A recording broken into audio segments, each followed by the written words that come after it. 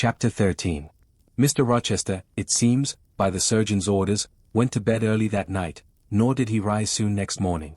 When he did come down, it was to attend to business. His agent and some of his tenants were arrived, and waiting to speak with him. Adele and I had now to vacate the library. It would be in daily requisition as a reception room for callers. A fire was lit in an apartment upstairs, and there I carried our books, and arranged it for the future schoolroom.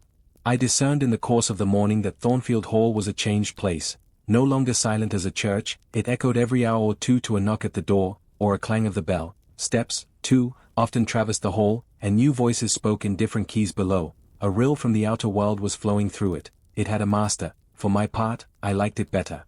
Adele was not easy to teach that day. She could not apply. She kept running to the door and looking over the banisters to see if she could get a glimpse of Mr. Rochester.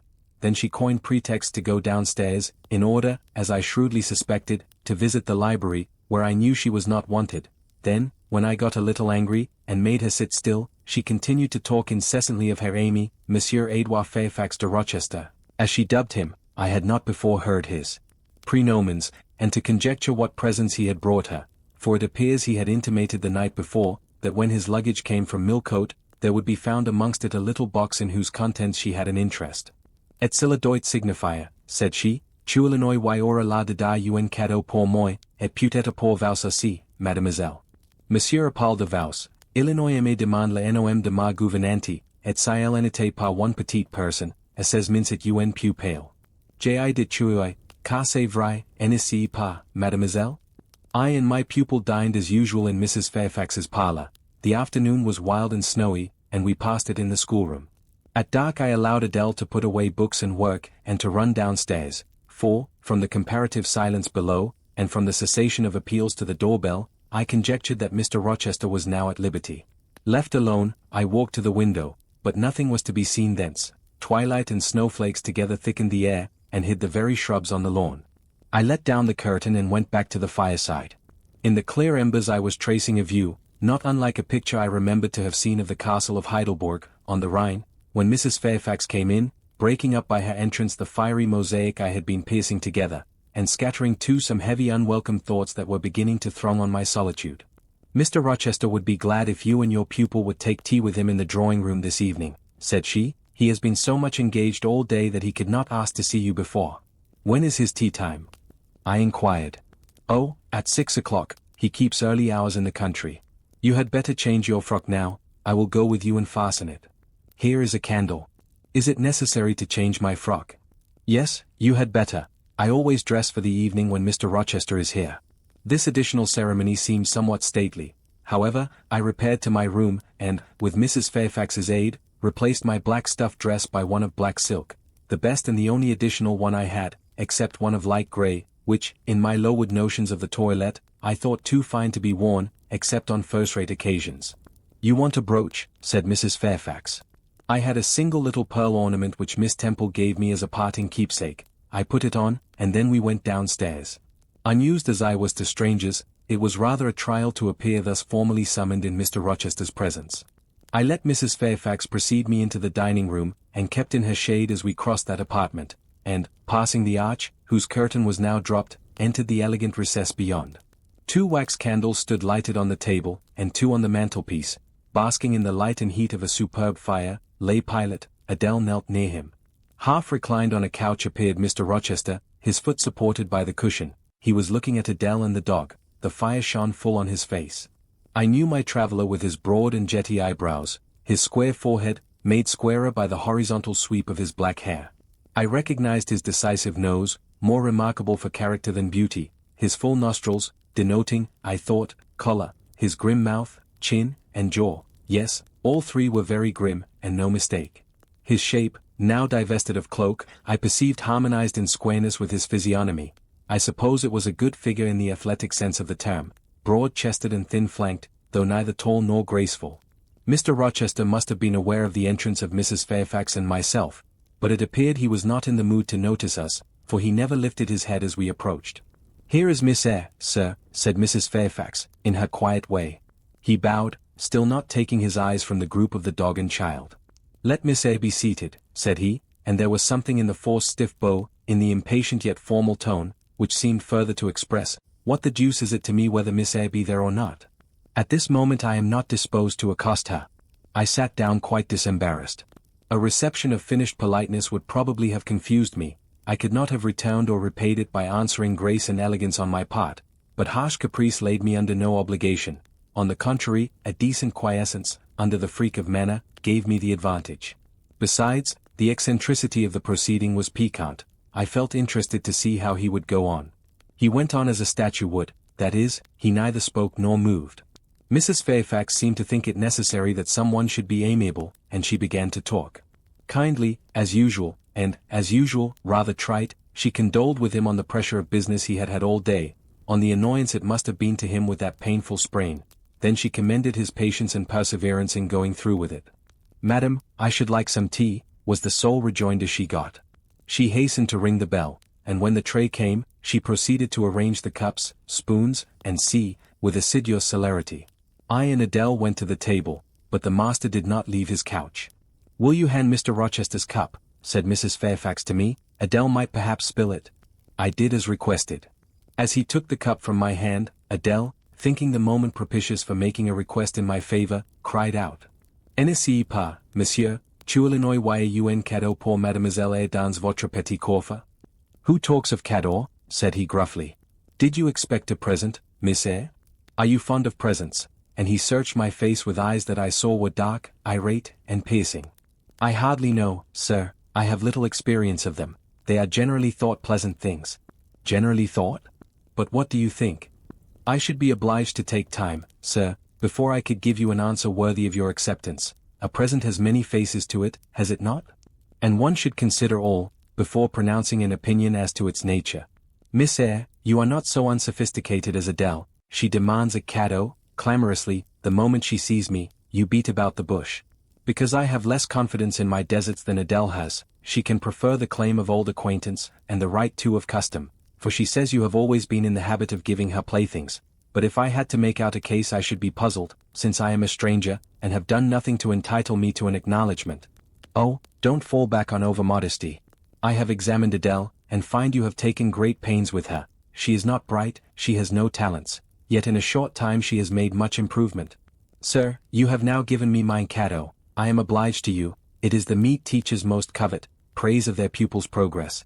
Humph, said Mr. Rochester, and he took his tea in silence. Come to the fire, said the master, when the tray was taken away, and Mrs. Fairfax had settled into a corner with her knitting, while Adele was leading me by the hand round the room, showing me the beautiful books and ornaments on the consoles and chiffoniers. We obeyed, as in duty bound. Adele wanted to take a seat on my knee, but she was ordered to amuse herself with Pilot. You have been resident in my house 3 months? Yes, sir. And you came from? From Lowood School, in Shire. Ah, a charitable concern. How long were you there? 8 years. 8 years. You must be tenacious of life. I thought half the time in such a place would have done up any constitution. No wonder you have rather the look of another world. I marveled where you had got that sort of face. When you came on me in Hay Lane last night, I thought unaccountably of fairy tales, and had half a mind to demand whether you had bewitched my horse. I am not sure yet. Who are your parents? I have none. Nor ever had, I suppose. Do you remember them? No, I thought not. And so you were waiting for your people when you sat on that stile? For whom, sir? For the men in green. It was a proper moonlight evening for them. Did I break through one of your rings, that you spread that damned ice on the causeway? I shook my head. The men in green all forsook England 100 years ago, said I, speaking as seriously as he had done. And not even in Hay Lane, or the fields about it, could you find a trace of them. I don't think either summer or harvest, or winter moon, will ever shine on their revels more. Mrs. Fairfax had dropped her knitting, and, with raised eyebrows, seemed wondering what sort of talk this was. Well, resumed Mr. Rochester, if you disown parents, you must have some sort of kinsfolk, uncles and aunts? No, none that I ever saw. And your home? I have none. Where do your brothers and sisters live? I have no brothers or sisters. Who recommended you to come here? I advertised, and Mrs. Fairfax answered my advertisement. Yes, said the good lady, who now knew what ground we were upon, and I am daily thankful for the choice Providence led me to make. Miss Eyre has been an invaluable companion to me, and a kind and careful teacher to Adele. Don't trouble yourself to give her a character, returned Mr. Rochester. Eulogiums will not bias me, I shall judge for myself. She began by felling my horse. Sir, said Mrs. Fairfax, I have to thank her for this sprain. The widow looked bewildered. Miss Eyre, have you ever lived in a town? No, sir. Have you seen much society? None but the pupils and teachers of Lowood, and now the inmates of Thornfield. Have you read much? Only such books as came in my way, and they have not been numerous or very learned. You have lived the life of a nun, no doubt you are well drilled in religious forms. Brocklehurst, who I understand directs Lowood, is a parson, is he not? Yes, sir. And you girls probably worshipped him, as a convent full of religieuses would worship their director. Oh, no. You are very cool. No. What? A novice not worship her priest. That sounds blasphemous. I disliked Mr. Brocklehurst, and I was not alone in the feeling. He is a harsh man, at once pompous and meddling. He cut off our hair, and for economy's sake bought us bad needles and thread, with which we could hardly sew. That was very false economy, remarked Mrs. Fairfax, who now again caught the drift of the dialogue. And was that the head and front of his offending? Demanded Mr. Rochester. He starved us when he had the sole superintendence of the provision department, before the committee was appointed, and he bored us with long lectures once a week, and with evening readings from books of his own inditing, about sudden deaths and judgments, which made us afraid to go to bed. What age were you when you went to Lowood? About 10. And you stayed there 8 years. You are now, then, 18? I assented. Arithmetic, you see, is useful. Without its aid, I should hardly have been able to guess your age. It is a point difficult to fix where the features and countenance are so much at variance as in your case. And now what did you learn at Lowood? Can you play? A little. Of course, that is the established answer. Go into the library, I mean, if you please that. Excuse my tone of command, I am used to say, do this, and it is done. I cannot alter my customary habits for one new inmate. Go, then, into the library, take a candle with you, leave the door open, sit down to the piano, and play a tune. I departed, obeying his directions. Enough, he called out in a few minutes. You play a little, I see, like any other English schoolgirl, perhaps rather better than some, but not well. I closed the piano and returned. Mr. Rochester continued, Adele showed me some sketches this morning, which she said were yours. I don't know whether they were entirely of your doing, probably a master aided you? No, indeed. I interjected. Ah, that pricks pride. Well, fetch me your portfolio, if you can vouch for its contents being original, but don't pass your word unless you are certain. I can recognize patchwork. Then I will say nothing, and you shall judge for yourself, sir. I brought the portfolio from the library. Approach the table, said he, and I wheeled it to his couch. Adele and Mrs. Fairfax drew near to see the pictures. No crowding, said Mr. Rochester. Take the drawings from my hand as I finish with them, but don't push your faces up to mine. He deliberately scrutinized each sketch and painting. 3 he laid aside, the others, when he had examined them, he swept from him. Take them off to the other table, Mrs. Fairfax, said he, and look at them with Adele. You, glancing at me, resume your seat, and answer my questions. I perceive those pictures were done by one hand. Was that hand yours? Yes. And when did you find time to do them? They have taken much time, and some thought. I did them in the last 2 vacations I spent at Lowood, when I had no other occupation. Where did you get your copies? Out of my head. That head I see now on your shoulders? Yes, sir. Has it other furniture of the same kind within? I should think it may have, I should hope, better. He spread the pictures before him, and again surveyed them alternately. While he is so occupied, I will tell you, reader, what they are, and first, I must premise that they are nothing wonderful. The subjects had, indeed, risen vividly on my mind. As I saw them with the spiritual eye, before I attempted to embody them, they were striking, but my hand would not second my fancy, and in each case it had wrought out but a pale portrait of the thing I had conceived. These pictures were in watercolors. The first represented clouds low and livid, rolling over a swollen sea. All the distance was in eclipse, so, too, was the foreground, or rather, the nearest billows, for there was no land. One gleam of light lifted into relief a half-submerged mast, on which sat a cormorant, dark and large, with wings flecked with foam. Its beak held a gold bracelet set with gems, that I had touched with as brilliant tints as my palette could yield, and as glittering distinctness as my pencil could impart. Sinking below the bird and mast, a drowned corpse glanced through the green water. A fair arm was the only limb clearly visible, whence the bracelet had been washed or torn. The second picture contained for foreground only the dim peak of a hill, with grass and some leaves slanting as if by a breeze. Beyond and above spread an expanse of sky, dark blue as at twilight. Rising into the sky was a woman's shape to the bust, portrayed in tints as dusk and soft as I could combine. The dim forehead was crowned with a star, the lineaments below were seen as through the suffusion of vapor, the eyes shone dark and wild, the hair streamed shadowy, like a beamless cloud torn by storm or by electric travail. On the neck lay a pale reflection like moonlight, the same faint luster touched the train of thin clouds from which rose and bowed this vision of the evening star. The third showed the pinnacle of an iceberg piercing a polar winter sky. A muster of northern lights reared their dim lances, close serried, along the horizon. Throwing these into distance, rose, in the foreground, a head, a colossal head, inclined towards the iceberg, and resting against it. Two thin hands, joined under the forehead, and supporting it, drew up before the lower features a sable veil, a brow quite bloodless, white as bone, and an eye hollow and fixed, blank of meaning but for the glassiness of despair, alone were visible. Above the temples, amidst wreathed turban folds of black drapery, vague in its character and consistency as cloud, gleamed a ring of white flame, gemmed with sparkles of a more lurid tinge. This pale crescent was the likeness of a kingly crown, what it diademed was the shape which shape had none.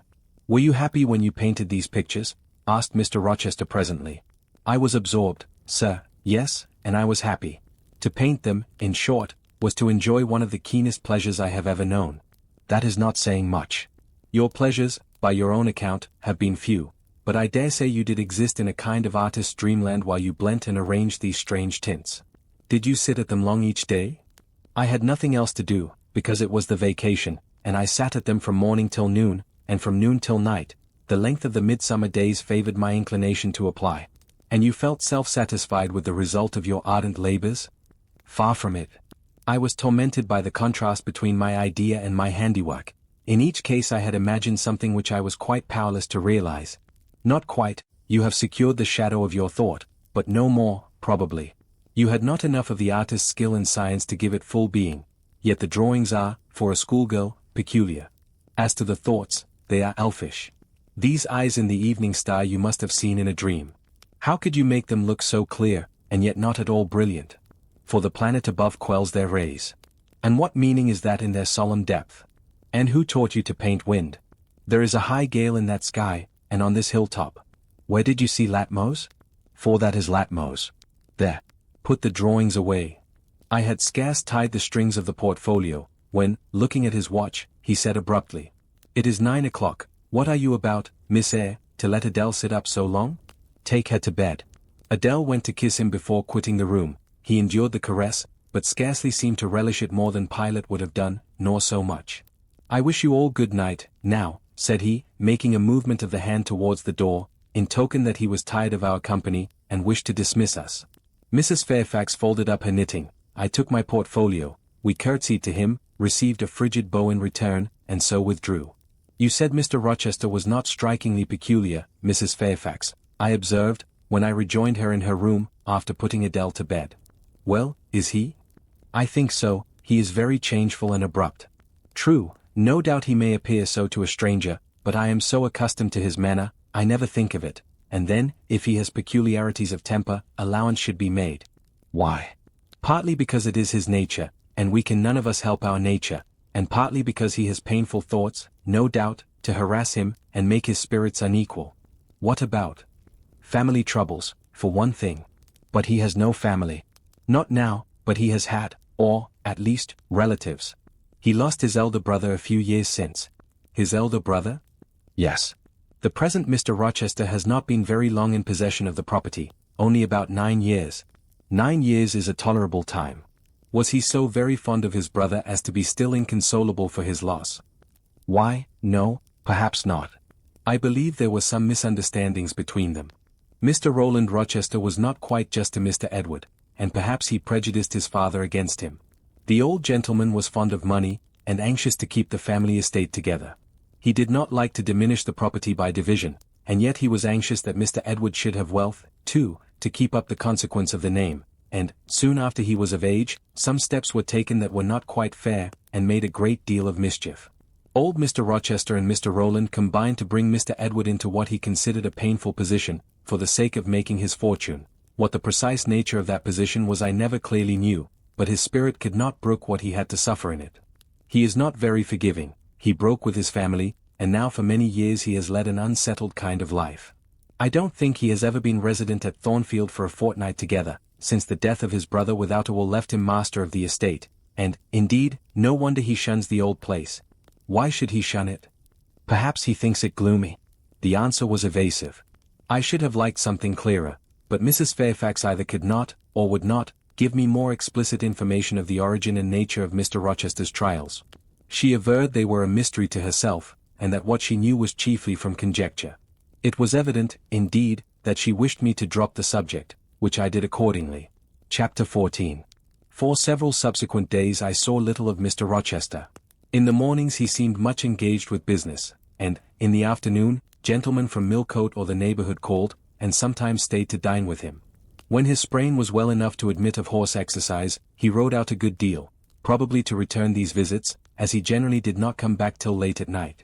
During this interval, even Adele was seldom sent for to his presence, and all my acquaintance with him was confined to an occasional rencontre in the hall, on the stairs, or in the gallery, when he would sometimes pass me haughtily and coldly, just acknowledging my presence by a distant nod or a cool glance, and sometimes bow and smile with gentlemanlike affability.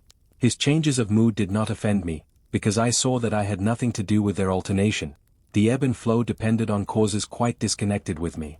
One day he had had company to dinner, and had sent for my portfolio, in order, doubtless, to exhibit its contents. The gentleman went away early, to attend a public meeting at Millcote, as Mrs. Fairfax informed me, but the night being wet and inclement, Mr. Rochester did not accompany them. Soon after they were gone he rang the bell. A message came that I and Adele were to go downstairs. I brushed Adele's hair and made her neat, and having ascertained that I was myself in my usual Quaker trim, where there was nothing to retouch, all being too close and plain, braided locks included, to admit of disarrangement, we descended, Adele wondering whether the petit coffre was at length come, for, owing to some mistake, its arrival had hitherto been delayed. She was gratified. There it stood, a little carton, on the table when we entered the dining-room. She appeared to know it by instinct. "Ma boîte! Ma boîte!" exclaimed she, running towards it. "Yes, there is your boîte at last. Take it into a corner, you genuine daughter of Paris, and amuse yourself with disemboweling it," said the deep and rather sarcastic voice of Mr. Rochester, proceeding from the depths of an immense easy-chair at the fireside. "And mind," he continued, "don't bother me with any details of the anatomical process, or any notice of the condition of the entrails. Let your operation be conducted in silence. Tiens-toi tranquille, enfant, comprends-tu?" Adele seemed scarcely to need the warning. She had already retired to a sofa with her treasure, and was busy untying the cord which secured the lid. Having removed this impediment, and lifted certain silvery envelopes of tissue paper, she merely exclaimed, "Oh sire! Que c'est beau!" and then remained absorbed in ecstatic contemplation. "Is Miss Eyre there?" now demanded the master, half rising from his seat to look round to the door, near which I still stood. "Ah! Well, come forward, be seated here." He drew a chair near his own. "I am not fond of the prattle of children," he continued, "for, old bachelor as I am, I have no pleasant associations connected with their lisp. It would be intolerable to me to pass a whole evening tete-a-tete with a brat. Don't draw that chair farther off, Miss Eyre. Sit down exactly where I placed it, if you please, that is. Confound these civilities. I continually forget them. Nor do I particularly affect simple-minded old ladies. By the by, I must have mine in mind. It won't do to neglect her. She is a Fairfax, or wed to one, and blood is said to be thicker than water." He rang, and despatched an invitation to Mrs. Fairfax, who soon arrived, knitting basket in hand. "Good evening, madam. I sent to you for a charitable purpose. I have forbidden Adele to talk to me about her presence, and she is bursting with repletion. Have the goodness to serve her as auditress and interlocutress. It will be one of the most benevolent acts you ever performed." Adele, indeed, no sooner saw Mrs. Fairfax, than she summoned her to her sofa, and there quickly filled her lap with the porcelain, the ivory, the waxen contents of her boîte, pouring out, meantime, explanations and raptures in such broken English as she was mistress of. "Now I have performed the part of a good host," pursued Mr. Rochester, "put my guests into the way of amusing each other, I ought to be at liberty to attend to my own pleasure. Miss Eyre, draw your chair still a little farther forward. You are yet too far back. I cannot see you without disturbing my position in this comfortable chair, which I have no mind to do." I did as I was bid, though I would much rather have remained somewhat in the shade. but Mr. Rochester had such a direct way of giving orders, it seemed a matter of course to obey him promptly. We were, as I have said, in the dining room. The lustre, which had been lit for dinner, filled the room with a festal breadth of light. The large fire was all red and clear. The purple curtains hung rich and ample before the lofty window and loftier arch. Everything was still, save the subdued chat of Adele. She dared not speak loud, and, filling up each pause, the beating of winter rain against the panes. Mr. Rochester, as he sat in his damask-covered chair, looked different to what I had seen him look before, not quite so stern, much less gloomy. There was a smile on his lips, and his eyes sparkled, whether with wine or not, I am not sure, but I think it very probable. He was, in short, in his after-dinner mood, more expanded and genial, and also more self-indulgent than the frigid and rigid temper of the morning. Still he looked preciously grim, cushioning his massive head against the swelling back of his chair, and receiving the light of the fire on his granite-hewn features, and in his great, dark eyes. For he had great, dark eyes, and very fine eyes, too, not without a certain change in their depths sometimes, which, if it was not softness, reminded you, at least, of that feeling. He had been looking 2 minutes at the fire, and I had been looking the same length of time at him, when, turning suddenly, he caught my gaze fastened on his physiognomy.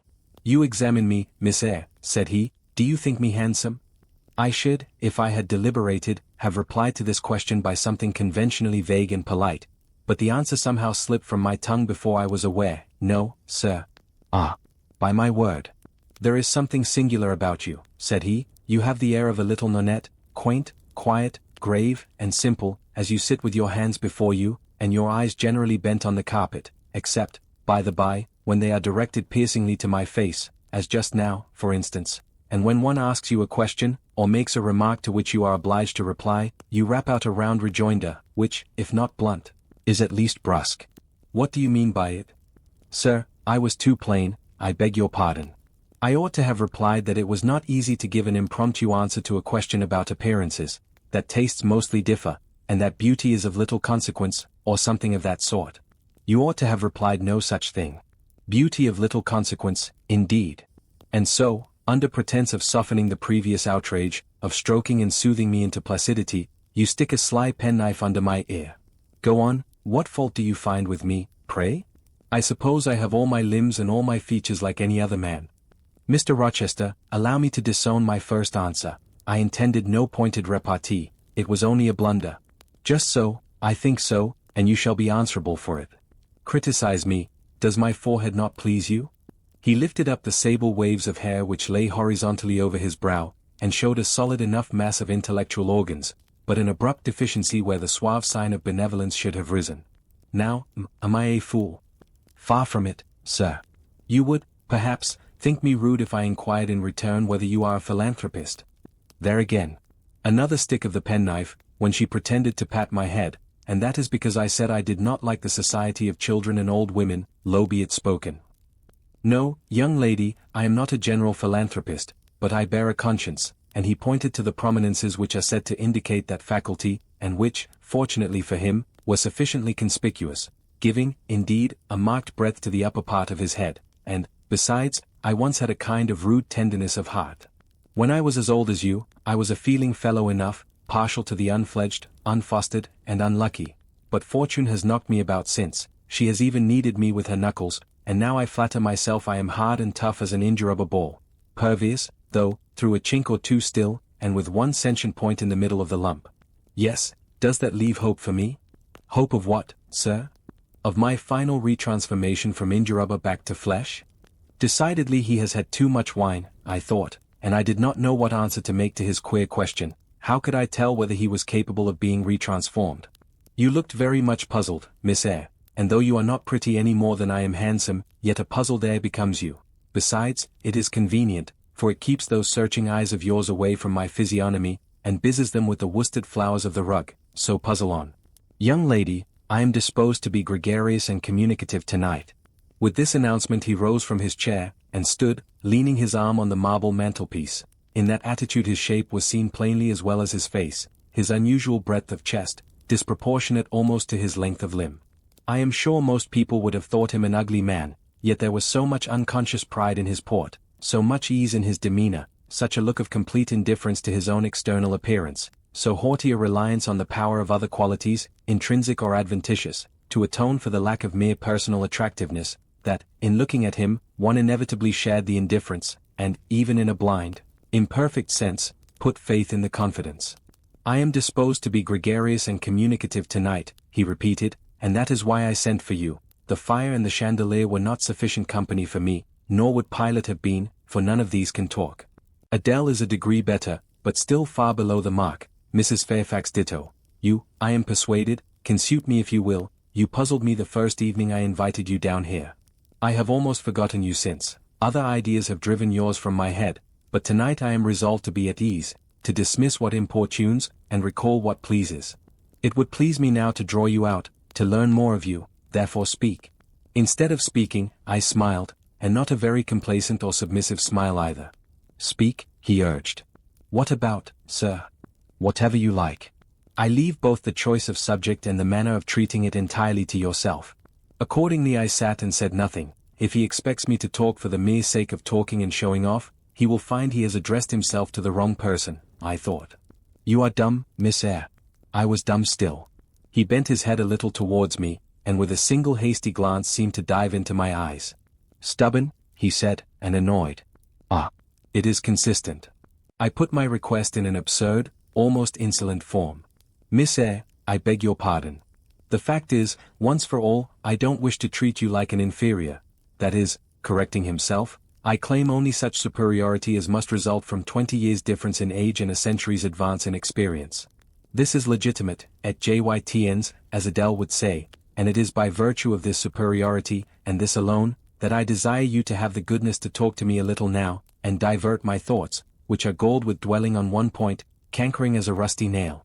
He had deigned an explanation, almost an apology, and I did not feel insensible to his condescension, and would not seem so.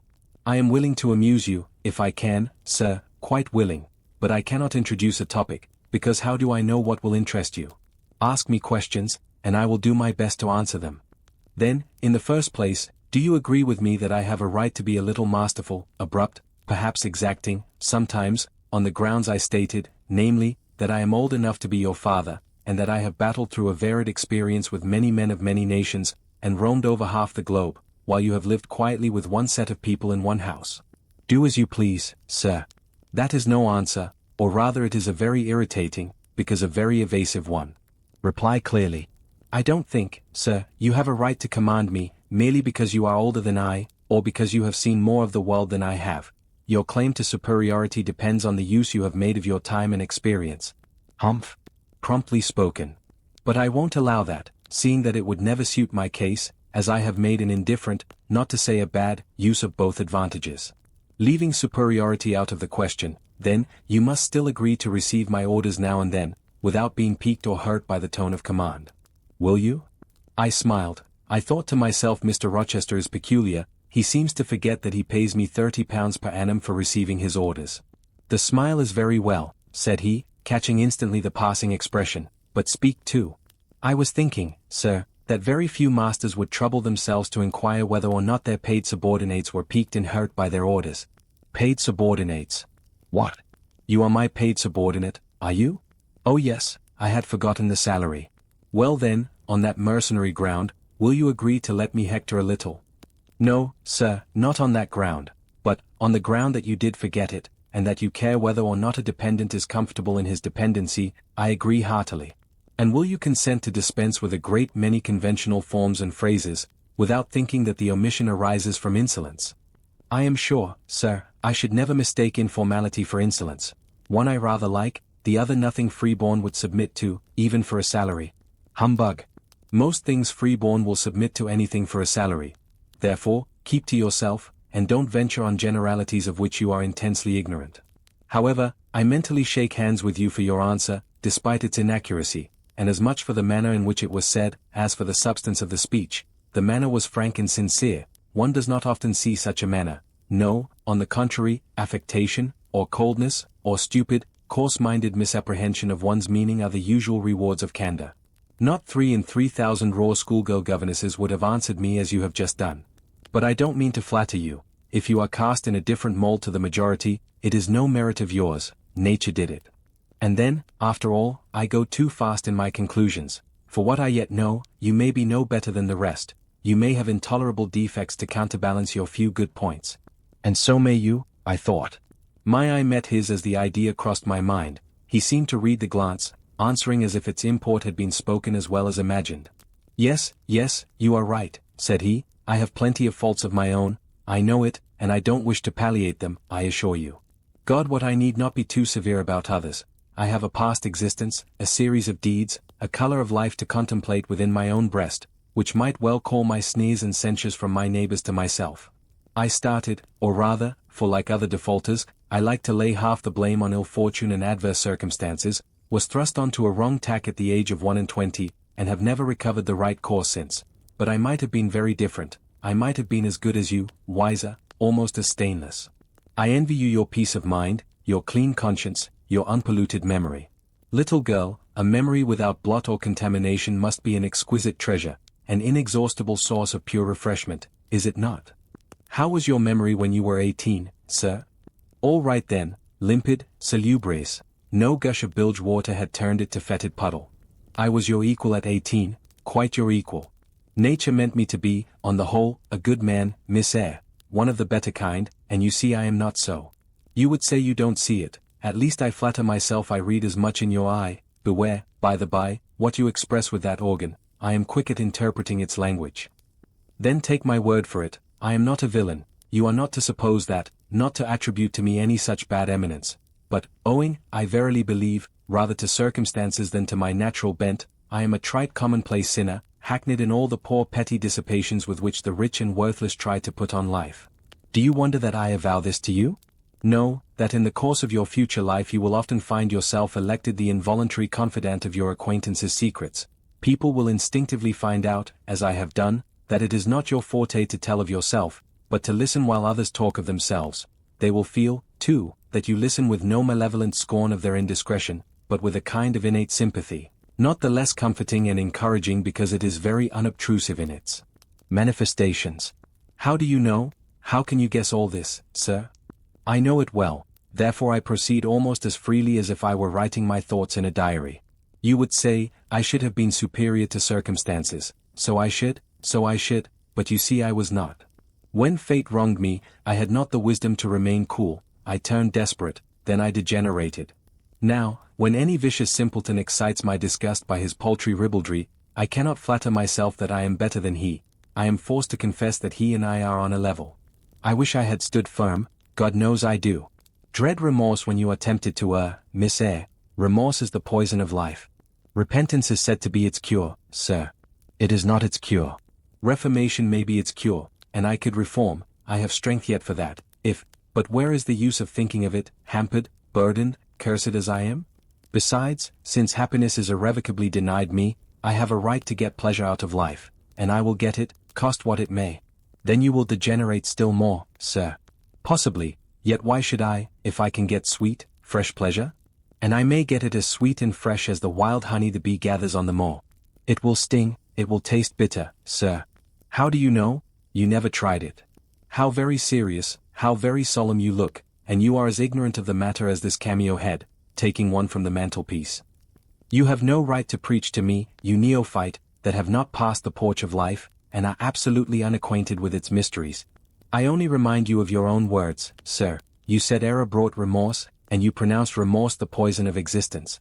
And who talks of error now? I scarcely think the notion that flitted across my brain was an error. I believe it was an inspiration rather than a temptation. It was very genial, very soothing, I know that. Here it comes again. It is no devil, I assure you, or if it be, it has put on the robes of an angel of light. I think I must admit so fair a guest when it asks entrance to my heart. Distrust it, sir, it is not a true angel. Once more, how do you know? By what instinct do you pretend to distinguish between a fallen seraph of the abyss and a messenger from the eternal throne, between a guide and a seducer? I judged by your countenance, sir, which was troubled when you said the suggestion had returned upon you. I feel sure it will work you more misery if you listen to it.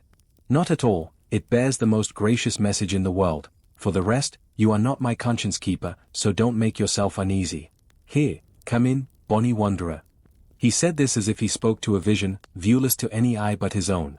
Then, folding his arms, which he had half extended, on his chest, he seemed to enclose in their embrace the invisible being. Now, he continued, again addressing me, I have received the pilgrim, a disguised deity, as I verily believe. Already it has done me good. My heart was a sort of charnel, it will now be a shrine.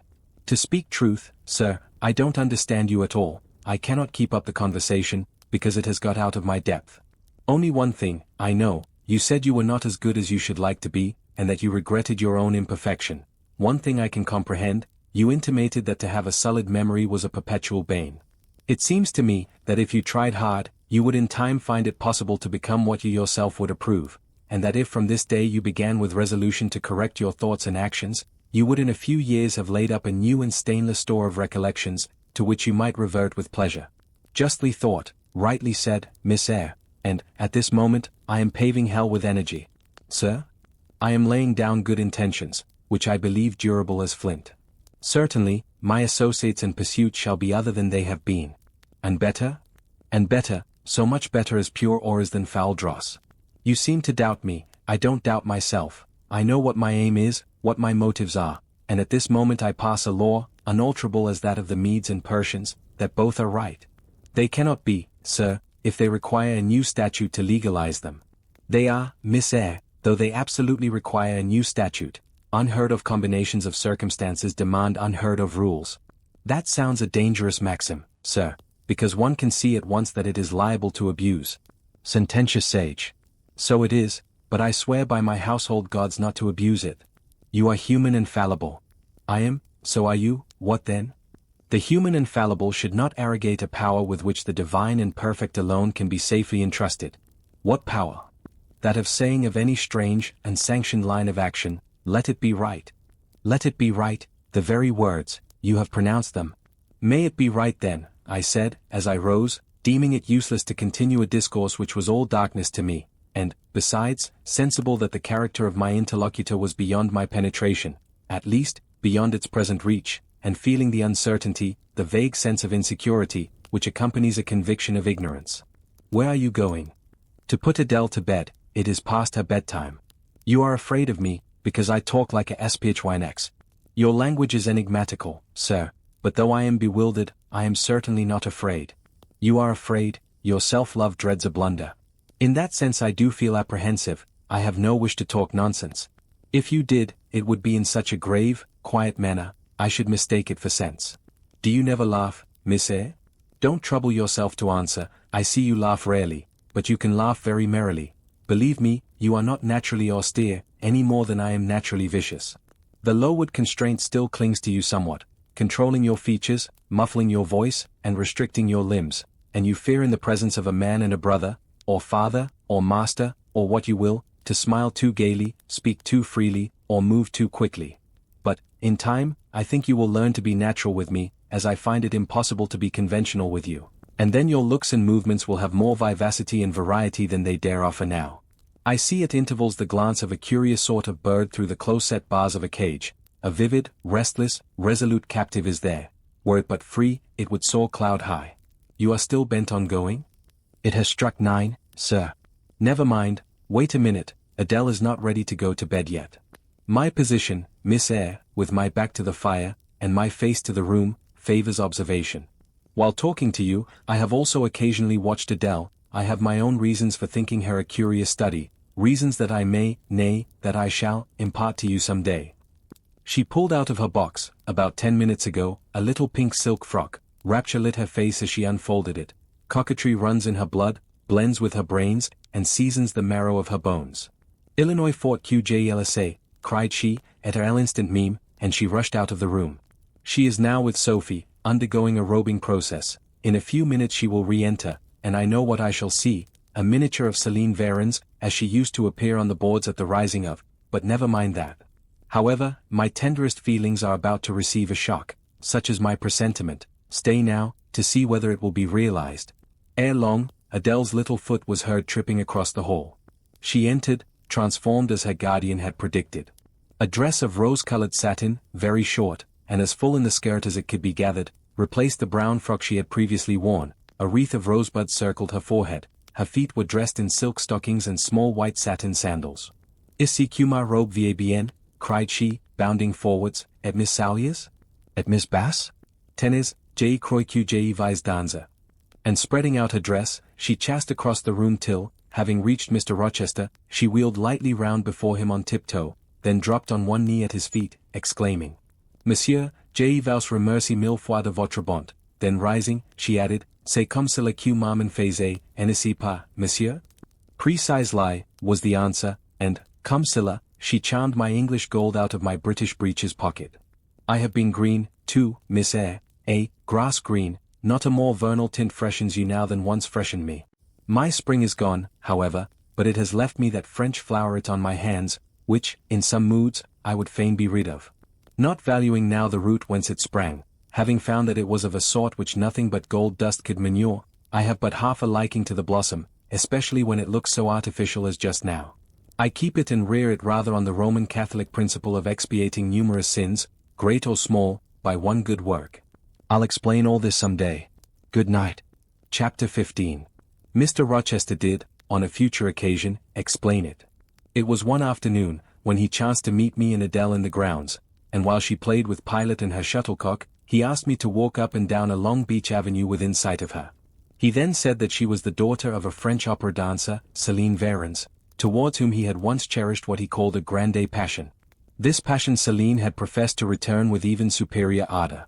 He thought himself her idol, ugly as he was. He believed, as he said, that she preferred his tail d'athlete to the elegance of the Apollo Belvedere.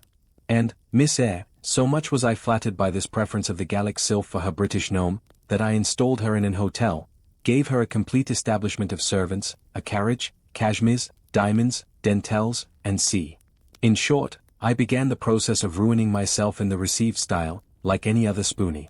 I had not, it seems, the originality to chalk out a new road to shame and destruction, but trode the old track with stupid exactness not to deviate an inch from the beaten center. I had, as I deserved to have, the fate of all other spoonies. Happening to call one evening when Céline did not expect me, I found her out, but it was a warm night, and I was tired with strolling through Paris, so I sat down in her boudoir, happy to breathe the air consecrated so lately by her presence. No, I exaggerate, I never thought there was any consecrating virtue about her. It was rather a sort of pastille perfume she had left, a scent of musk and amber, than an odor of sanctity. I was just beginning to stifle with the fumes of conservatory flowers and sprinkled essences, when I bethought myself to open the window and step out onto the balcony.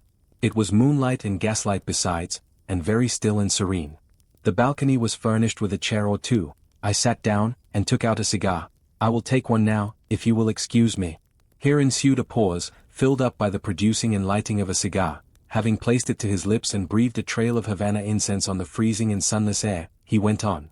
I liked bonbons too in those days, Miss Eyre, and I was croquant, overlooked the barbarism, croquant chocolate comfits, and smoking alternately, watching meantime the equipages that rolled along the fashionable streets towards the neighboring opera house, when in an elegant close carriage drawn by a beautiful pair of English horses, and distinctly seen in the brilliant city night, I recognized the voiture I had given Céline. She was returning. Of course my heart thumped with impatience against the iron rails I leant upon. The carriage stopped, as I had expected, at the hotel door. My flame, that is the very word for an opera inamorata, alighted. Though muffed in a cloak, an unnecessary encumbrance, by the by, on so warm a June evening, I knew her instantly by her little foot, seen peeping from the skirt of her dress, as she skipped from the carriage step. Bending over the balcony, I was about to murmur Mon Ange, in a tone, of course, which should be audible to the ear of love alone, when a figure jumped from the carriage after her, cloaked also, but that was a spurred heel which had rung on the pavement, and that was a hatted head which now passed under the arched porte-cochere of the hotel. You never felt jealousy, did you, Miss Eyre? Of course not, I need not ask you, because you never felt love. You have both sentiments yet to experience, your soul sleeps, the shock is yet to be given which shall waken it. You think all existence lapses in as quiet a flow as that in which your youth has hitherto slid away. Floating on with closed eyes and muffled ears, you neither see the rocks bristling not far off in the bed of the flood, nor hear the breakers boil at their base.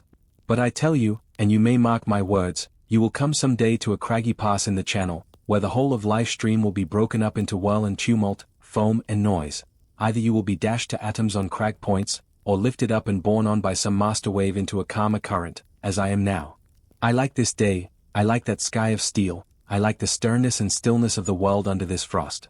I like Thornfield, its antiquity, its retirement, its old crow trees and thorn trees, its grey facade, and lines of dark windows reflecting that metal welkin, and yet how long have I abhorred the very thought of it, shunned it like a great plague house? How I do still abhor. He ground his teeth and was silent. He arrested his step and struck his boot against the hard ground. Some hated thought seemed to have him in its grip, and to hold him so tightly that he could not advance. We were ascending the avenue when he thus paused. The hall was before us. Lifting his eye to its battlements, he cast over them a glare such as I never saw before or since. Pain, shame, ire, impatience, disgust, detestation, seemed momentarily to hold a quivering conflict in the large pupil dilating under his ebon eyebrow. Wild was the wrestle which should be paramount, but another feeling rose and triumphed, something hard and cynical, self-willed and resolute. It settled his passion and petrified his countenance. He went on. During the moment I was silent, Miss Eyre, I was arranging a point with my destiny. She stood there, by that beech trunk, a hag like one of those who appeared to Macbeth on the heath of Forres.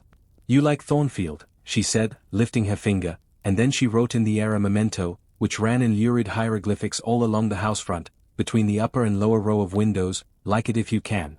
Like it if you dare. I will like it, said I dare like it, and, he subjoined moodily, I will keep my word, I will break obstacles to happiness, to goodness, yes, goodness. I wish to be a better man than I have been, than I am, as Job's Leviathan broke the spear, the dart, and the habergeon, hindrances which others count as iron and brass, I will esteem but straw and rotten wood. Adele here ran before him with her shuttlecock. Away, he cried harshly, keep at a distance, child, or go into Sophie. Continuing then to pursue his walk in silence, I ventured to recall him to the point whence he had abruptly diverged. Did you leave the balcony, sir? I asked, when Emdilum Varens entered? I almost expected a rebuff for this hardly well-timed question, but, on the contrary, waking out of his scowling abstraction, he turned his eyes towards me, and the shade seemed to clear off his brow. Oh, I had forgotten Celine. Well, to resume.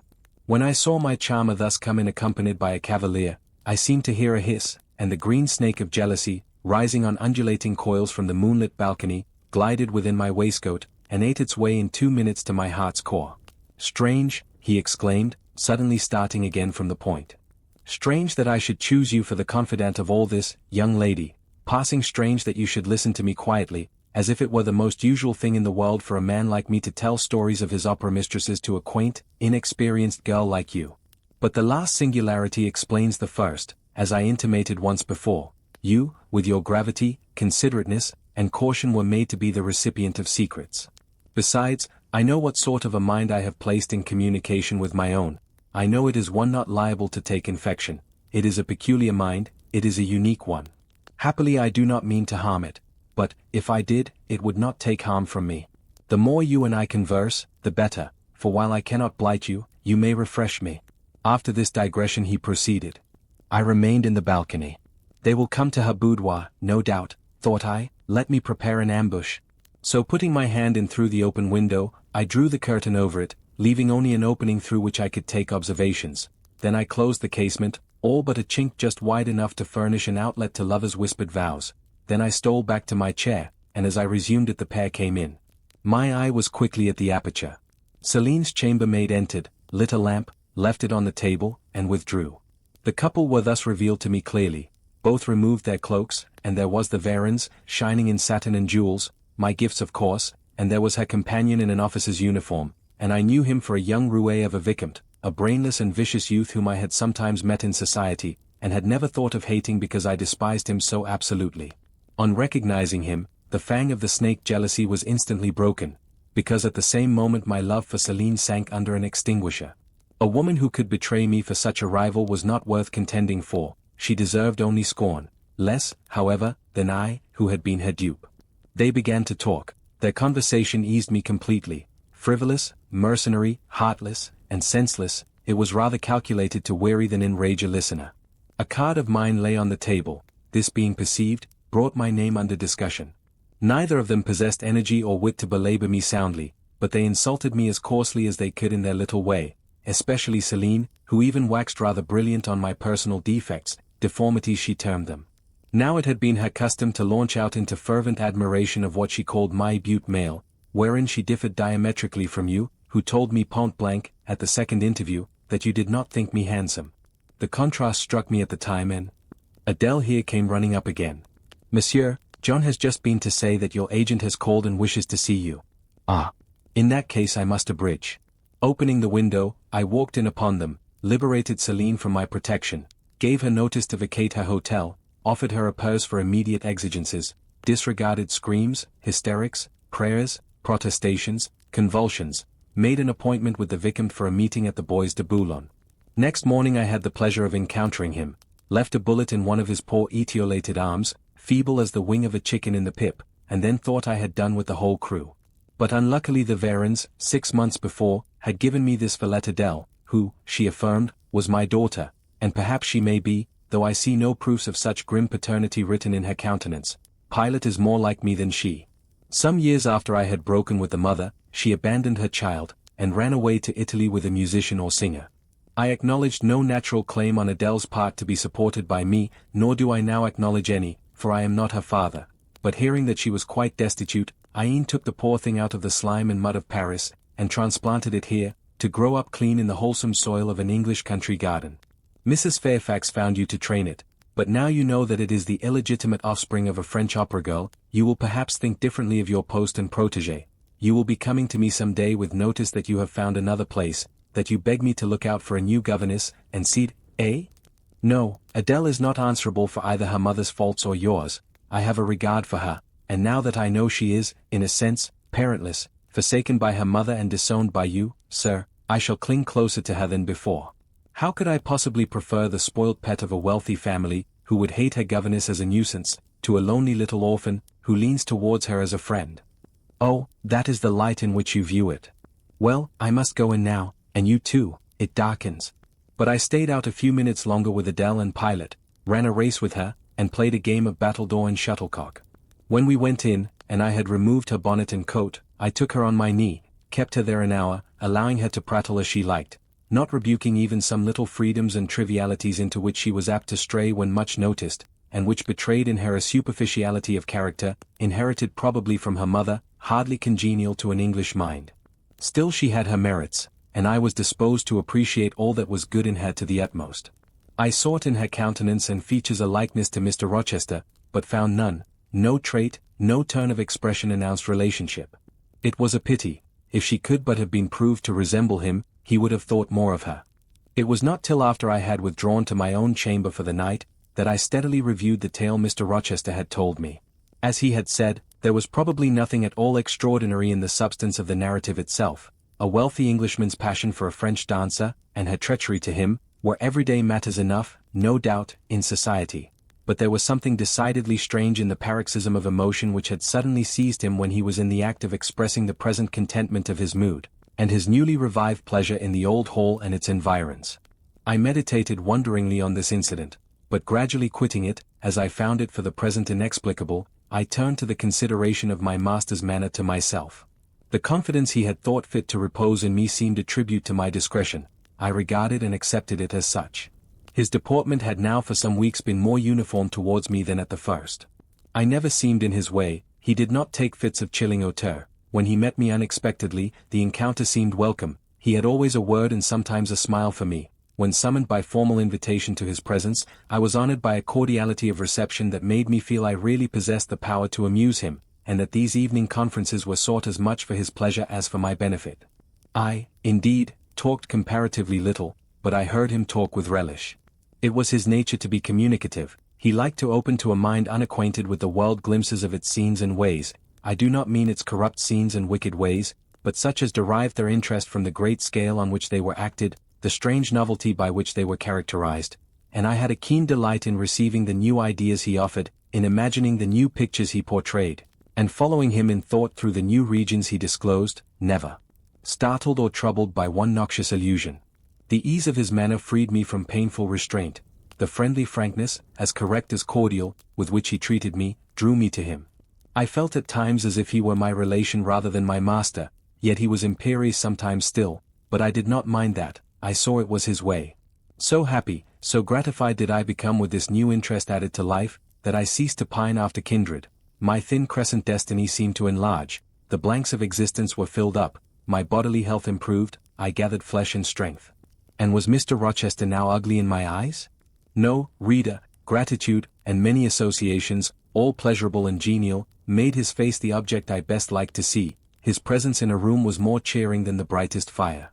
Yet I had not forgotten his faults. Indeed, I could not, for he brought them frequently before me. He was proud, sardonic, harsh to inferiority of every description. In my secret soul I knew that his great kindness to me was balanced by unjust severity to many others. He was moody, too, unaccountably so. I more than once, when sent for to read to him, found him sitting in his library alone, with his head bent on his folded arms, and, when he looked up, a morose, almost a malignant, scowl blackened his features. But I believed that his moodiness, his harshness, and his former faults of morality, I say former, for now he seemed corrected of them, had their source in some cruel cross of fate. I believed he was naturally a man of better tendencies, higher principles, and purer tastes than such as circumstances had developed, education instilled, or destiny encouraged. I thought there were excellent materials in him, though for the present they hung together somewhat spoiled and tangled.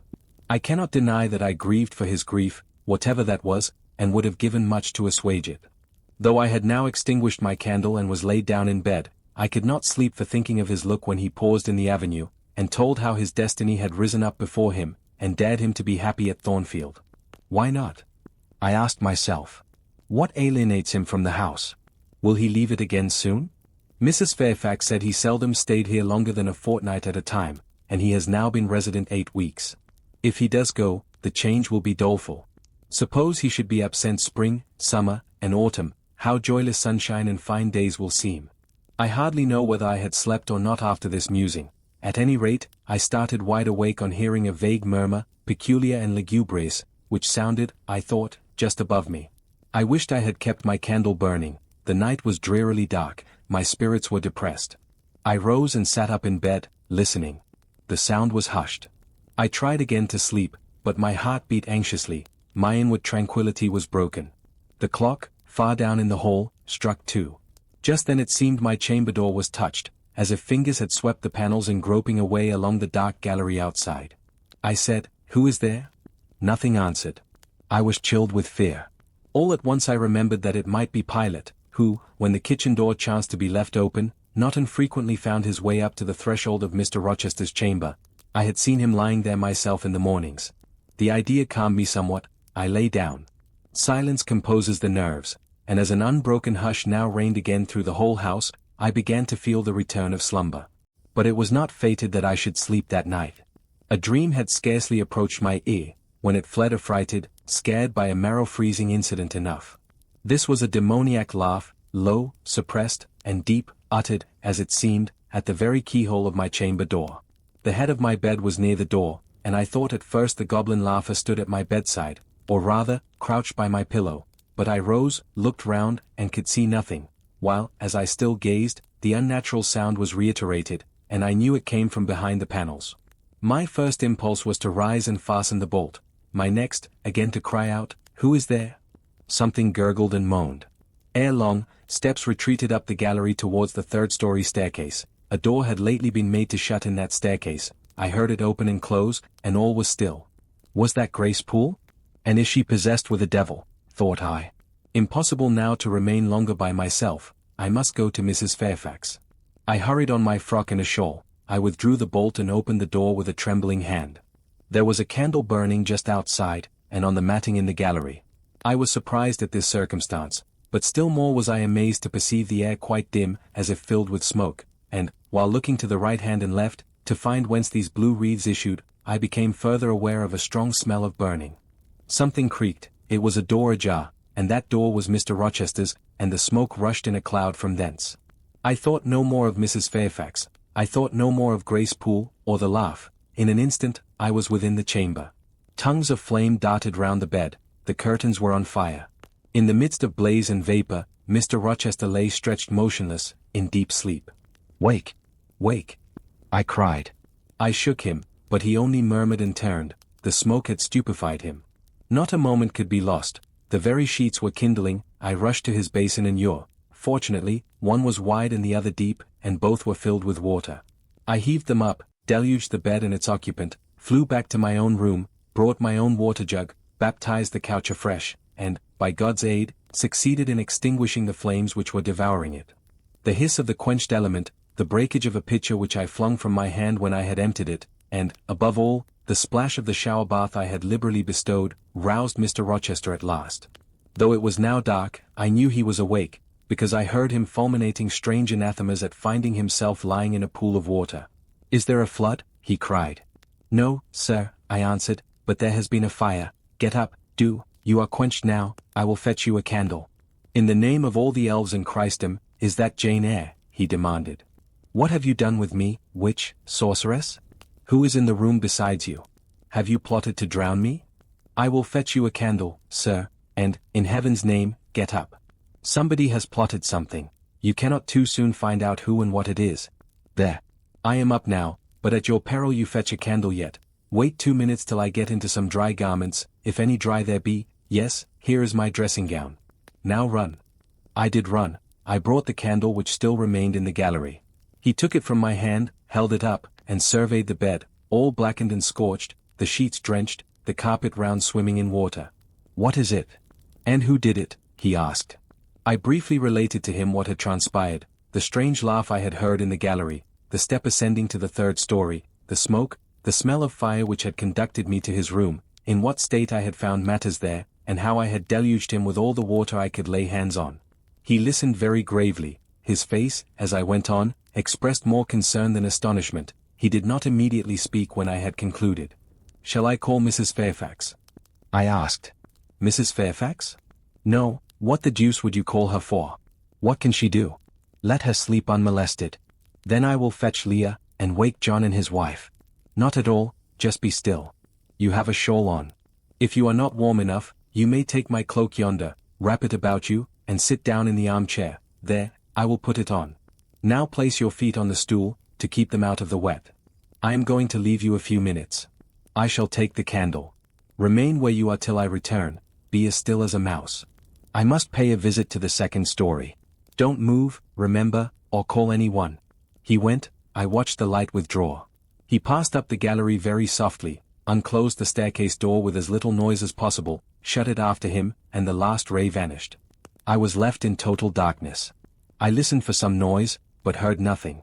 A very long time elapsed. I grew weary, it was cold, in spite of the cloak, and then I did not see the use of staying, as I was not to rouse the house.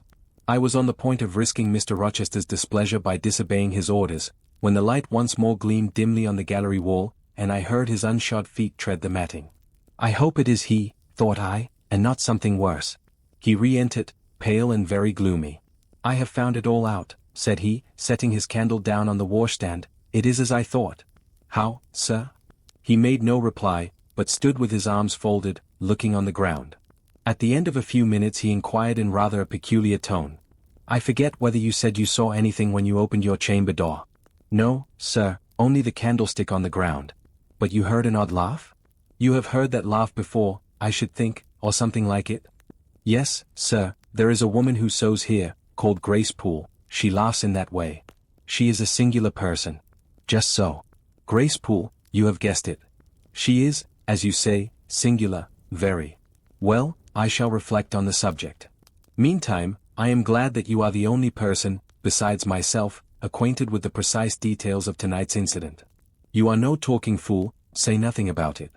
I will account for this state of affairs," pointing to the bed, "and now return to your own room. I shall do very well on the sofa in the library for the rest of the night. It is near 4, in 2 hours the servants will be up. Good night, then, sir," said I, departing. He seemed surprised, very inconsistently so, as he had just told me to go. "What," he exclaimed, "are you quitting me already, and in that way? You said I might go, sir. But not without taking leave, not without a word or two of acknowledgment and goodwill, not, in short, in that brief, dry fashion. Why, you have saved my life, snatched me from a horrible and excruciating death. And you walk past me as if we were mutual strangers. At least shake hands." He held out his hand, I gave him mine, he took it first in one, then in both his own. "You have saved my life, I have a pleasure in owing you so immense a debt. I cannot say more. Nothing else that his being would have been tolerable to me in the character of creditor for such an obligation. But you, it is different. I feel your benefits no burden, Jane." He paused, gazed at me, Words almost visible trembled on his lips, but his voice was checked. "Good night again, sir. There is no debt, benefit, burden, obligation, in the case. I knew," he continued, "you would do me good in some way, at some time. I saw it in your eyes when I first beheld you, their expression and smile did not," again he stopped, "did not," he proceeded hastily, "strike delight to my very inmost heart so for nothing. People talk of natural sympathies, I have heard of good genii, there are grains of truth in the wildest fable. My cherished preserver, good night." Strange energy was in his voice, strange fire in his look.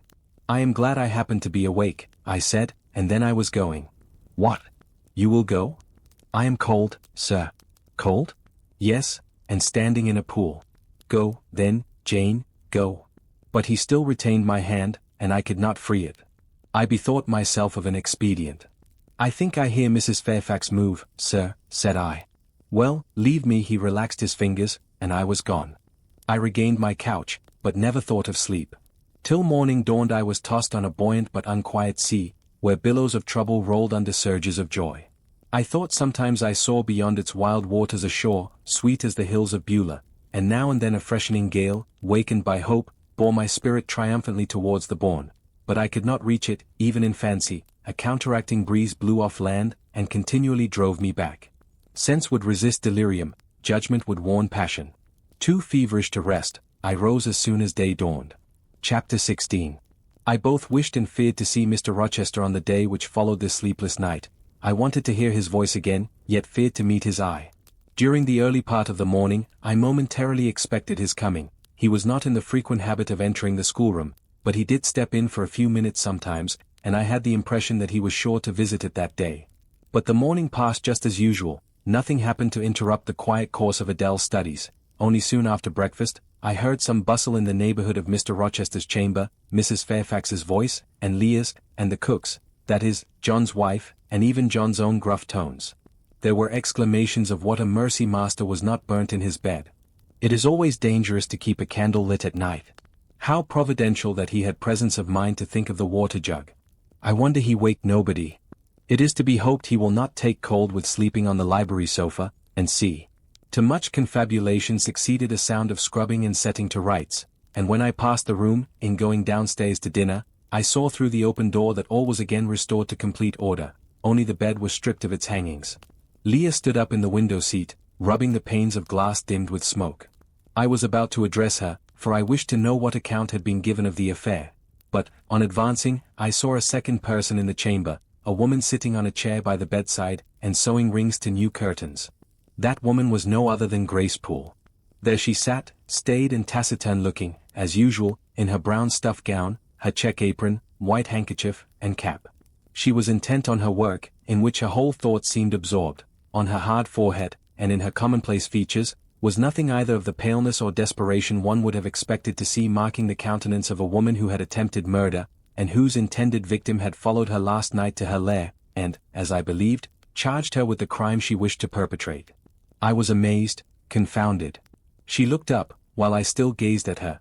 No start, no increase or failure of color betrayed emotion, consciousness of guilt, or fear of detection.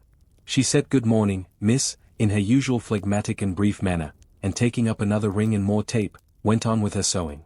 I will put her to some test, thought I, such absolute impenetrability is past comprehension. "Good morning, Grace," I said. "Has anything happened here? I thought I heard the servants all talking together a while ago. Only master had been reading in his bed last night. He fell asleep with his candle lit, and the curtains got on fire. But, fortunately, he awoke before the bedclothes or the woodwork caught, and contrived to quench the flames with the water in the ewer. A strange affair," I said, in a low voice. Then, looking at her fixedly, "Did Mr. Rochester wake nobody? Did no one hear him move?" She again raised her eyes to me, and this time there was something of consciousness in their expression. She seemed to examine me warily, then she answered, "The servants sleep so far off, you know, miss, they would not be likely to hear. Mrs. Fairfax's room and yours are the nearest to master's, but Mrs. Fairfax said she heard nothing. When people get elderly, they often sleep heavy." She paused, and then added, with a sort of assumed indifference, but still in a marked and significant tone, "But you are young, miss, and I should say a light sleeper. Perhaps you may have heard a noise?" "I did," said I, dropping my voice, so that Leah, who was still polishing the panes, could not hear me, and at first I thought it was Pilot. But Pilot cannot laugh, and I am certain I heard a laugh, and a strange one. She took a new needleful of thread, waxed it carefully, threaded her needle with a steady hand, and then observed, with perfect composure. "It is hardly likely master would laugh, I should think, miss, when he was in such danger. You must have been dreaming." "I was not dreaming," I said, with some warmth, for her brazen coolness provoked me. Again she looked at me, and with the same scrutinizing and conscious eye. "Have you told master that you heard a laugh?" she inquired. "I have not had the opportunity of speaking to him this morning." "You did not think of opening your door and looking out into the gallery?" she further asked. She appeared to be cross-questioning me, attempting to draw from me information unawares. The idea struck me that if she discovered I knew or suspected her guilt, she would be playing of some of her malignant pranks on me. I thought it advisable to be on my guard. "On the contrary," said I bolted my door. "Then you are not in the habit of bolting your door every night before you get into bed?" Fiend. She wants to know my habits, that she may lay her plans accordingly.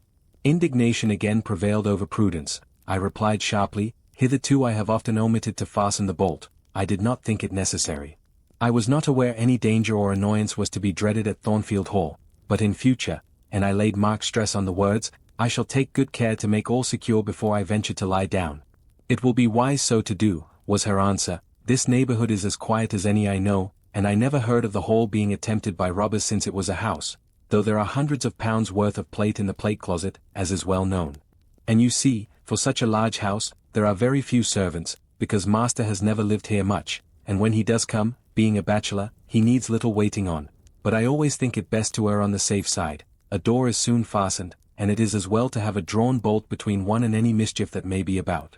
A deal of people, miss, are for trusting all to Providence, but I say Providence will not dispense with the means, though he often blesses them when they are used discreetly." And here she closed her harangue, a long one for her, and uttered with the demureness of a Quakeress. I still stood absolutely dumbfounded at what appeared to me her miraculous self-possession and most inscrutable hypocrisy, when the cook entered. "Mrs. Poole," said she, addressing Grace, "the servants' dinner will soon be ready. Will you come down?" "No, just put my pint of porter and bit of pudding on a tray, and I'll carry it upstairs." "You'll have some meat?" "Just a morsel, and a taste of cheese, that's all." "And the sago?" "Never mind it at present. I shall be coming down before tea time. I'll make it myself." The cook here turned to me, saying that Mrs. Fairfax was waiting for me, so I departed. I hardly heard Mrs. Fairfax's account of the curtain conflagration during dinner, so much was I occupied in puzzling my brains over the enigmatical character of Grace Poole, and still more in pondering the problem of her position at Thornfield and questioning why she had not been given into custody that morning, or, at the very least, dismissed from her master's service. He had almost as much as declared his conviction of her criminality last night. What mysterious cause withheld him from accusing her? Why had he enjoined me, too, to secrecy? It was strange. A bold, vindictive, and haughty gentleman seemed somehow in the power of one of the meanest of his dependents, so much in her power, that even when she lifted her hand against his life, he dared not openly charge her with the attempt, much less punish her for it. Had Grace been young and handsome, I should have been tempted to think that tenderer feelings than prudence or fear influenced Mr. Rochester in her behalf, but, hard-favoured and matronly as she was, the idea could not be admitted. Yet, I reflected, she has been young once, her youth would be contemporary with her master's. Mrs. Fairfax told me once, she had lived here many years. I don't think she can ever have been pretty, but, for aught I know, she may possess originality and strength of character to compensate for the want of personal advantages. Mr. Rochester is an amateur of the decided and eccentric. Grace is eccentric at least. What if a former caprice, a freak very possible to a nature so sudden and headstrong as his, has delivered him into her power, and she now exercises over his actions a secret influence, the result of his own indiscretion, which he cannot shake off, and dare not disregard. But, having reached this point of conjecture, Mrs. Poole's square, flat figure, and uncomely, dry, even coarse face, recurred so distinctly to my mind's eye, that I thought, no, impossible. My supposition cannot be correct. Yet, suggested the secret voice which talks to us in our own hearts, you are not beautiful either, and perhaps Mr. Rochester approves you. At any rate, you have often felt as if he did, and last night, remember his words, remember his look, remember his voice. I well remembered all, language, glance, and tone seemed at the moment vividly renewed. I was now in the schoolroom, Adele was drawing, I bent over her and directed her pencil. She looked up with a sort of start. Tu avez vous, mademoiselle, said she. Vos doigts tremblent comme la fuel, et vos yeux sont rouges, mais, rouges comme des cerises. I am hot, Adele, with stooping. She went on sketching, I went on thinking. I hastened to drive from my mind the hateful notion I had been conceiving respecting Grace Poole. It disgusted me. I compared myself with her, and found we were different. Bessie Leaven had said I was quite a lady, and she spoke truth, I was a lady. And now I looked much better than I did when Bessie saw me. I had more color and more flesh, more life, more vivacity, because I had brighter hopes and keener enjoyments. Evening approaches, said I, as I looked towards the window. I have never heard Mr. Rochester's voice or step in the house today, but surely I shall see him before night. I feared the meeting in the morning, now I desire it, because expectation has been so long baffled that it has grown impatient. When dusk actually closed, and when Adele left me to go and play in the nursery with Sophie, I did most keenly desire it. I listened for the bell to ring below, I listened for Leah coming up with a message, I fancied sometimes I heard Mr. Rochester's own tread, and I turned to the door, expecting it to open and admit him. The door remained shut, darkness only came in through the window. Still it was not late, he often sent for me at 7 and 8 o'clock, and it was yet but 6. Surely I should not be wholly disappointed tonight, when I had so many things to say to him. I wanted again to introduce the subject of Grace Poole, and to hear what he would answer. I wanted to ask him plainly if he really believed it was she who had made last night's hideous attempt, and if so, why he kept her wickedness a secret.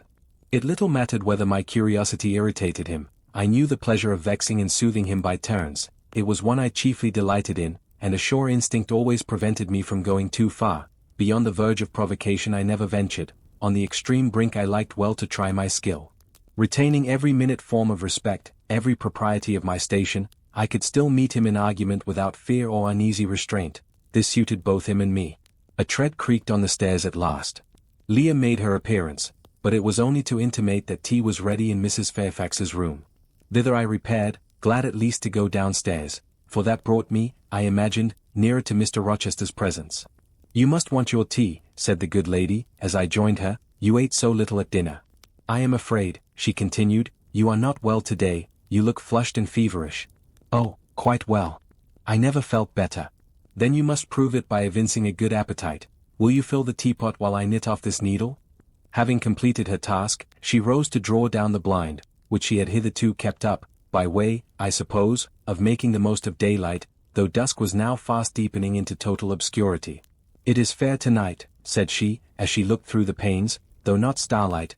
Mr. Rochester has, on the whole, had a favourable day for his journey. Journey? Is Mr. Rochester gone anywhere? I did not know he was out. Oh, he set off the moment he had breakfasted. He is gone to the Leas, Mr. Eshton's place, 10 miles on the other side Millcote. I believe there is quite a party assembled there, Lord Ingram, Sir George Lynn, Colonel Dent, and others. Do you expect him back tonight? No, nor tomorrow either. I should think he is very likely to stay a week or more. When these fine, fashionable people get together, they are so surrounded by elegance and gaiety, so well provided with all that can please and entertain, they are in no hurry to separate. Gentlemen especially are often in request on such occasions, and Mr. Rochester is so talented and so lively in society, that I believe he is a general favourite.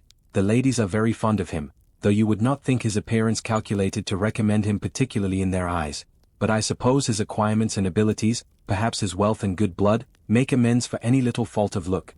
Are there ladies at the Leas? There are Mrs. Eshton and her 3 daughters, very elegant young ladies indeed, and there are the Honourable Blanche and Mary Ingram, most beautiful women, I suppose. Indeed I have seen Blanche, 6 or 7 years since, when she was a girl of 18. She came here to a Christmas ball and party Mr. Rochester gave. You should have seen the dining room that day, how richly it was decorated, how brilliantly lit up. I should think there were 50 ladies and gentlemen present, all of the first county families, and Miss Ingram was considered the belle of the evening.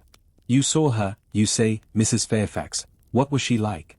Yes, I saw her. The dining room doors were thrown open, and, as it was Christmas time, the servants were allowed to assemble in the hall, to hear some of the ladies sing and play. Mr. Rochester would have me to come in, and I sat down in a quiet corner and watched them. I never saw a more splendid scene. The ladies were magnificently dressed, most of them, at least most of the younger ones, looked handsome, but Miss Ingram was certainly the queen. And what was she like? Tall, fine bust, sloping shoulders, long, graceful neck, olive complexion, dark and clear, noble features, eyes rather like Mr. Rochester's, large and black and as brilliant as her jewels.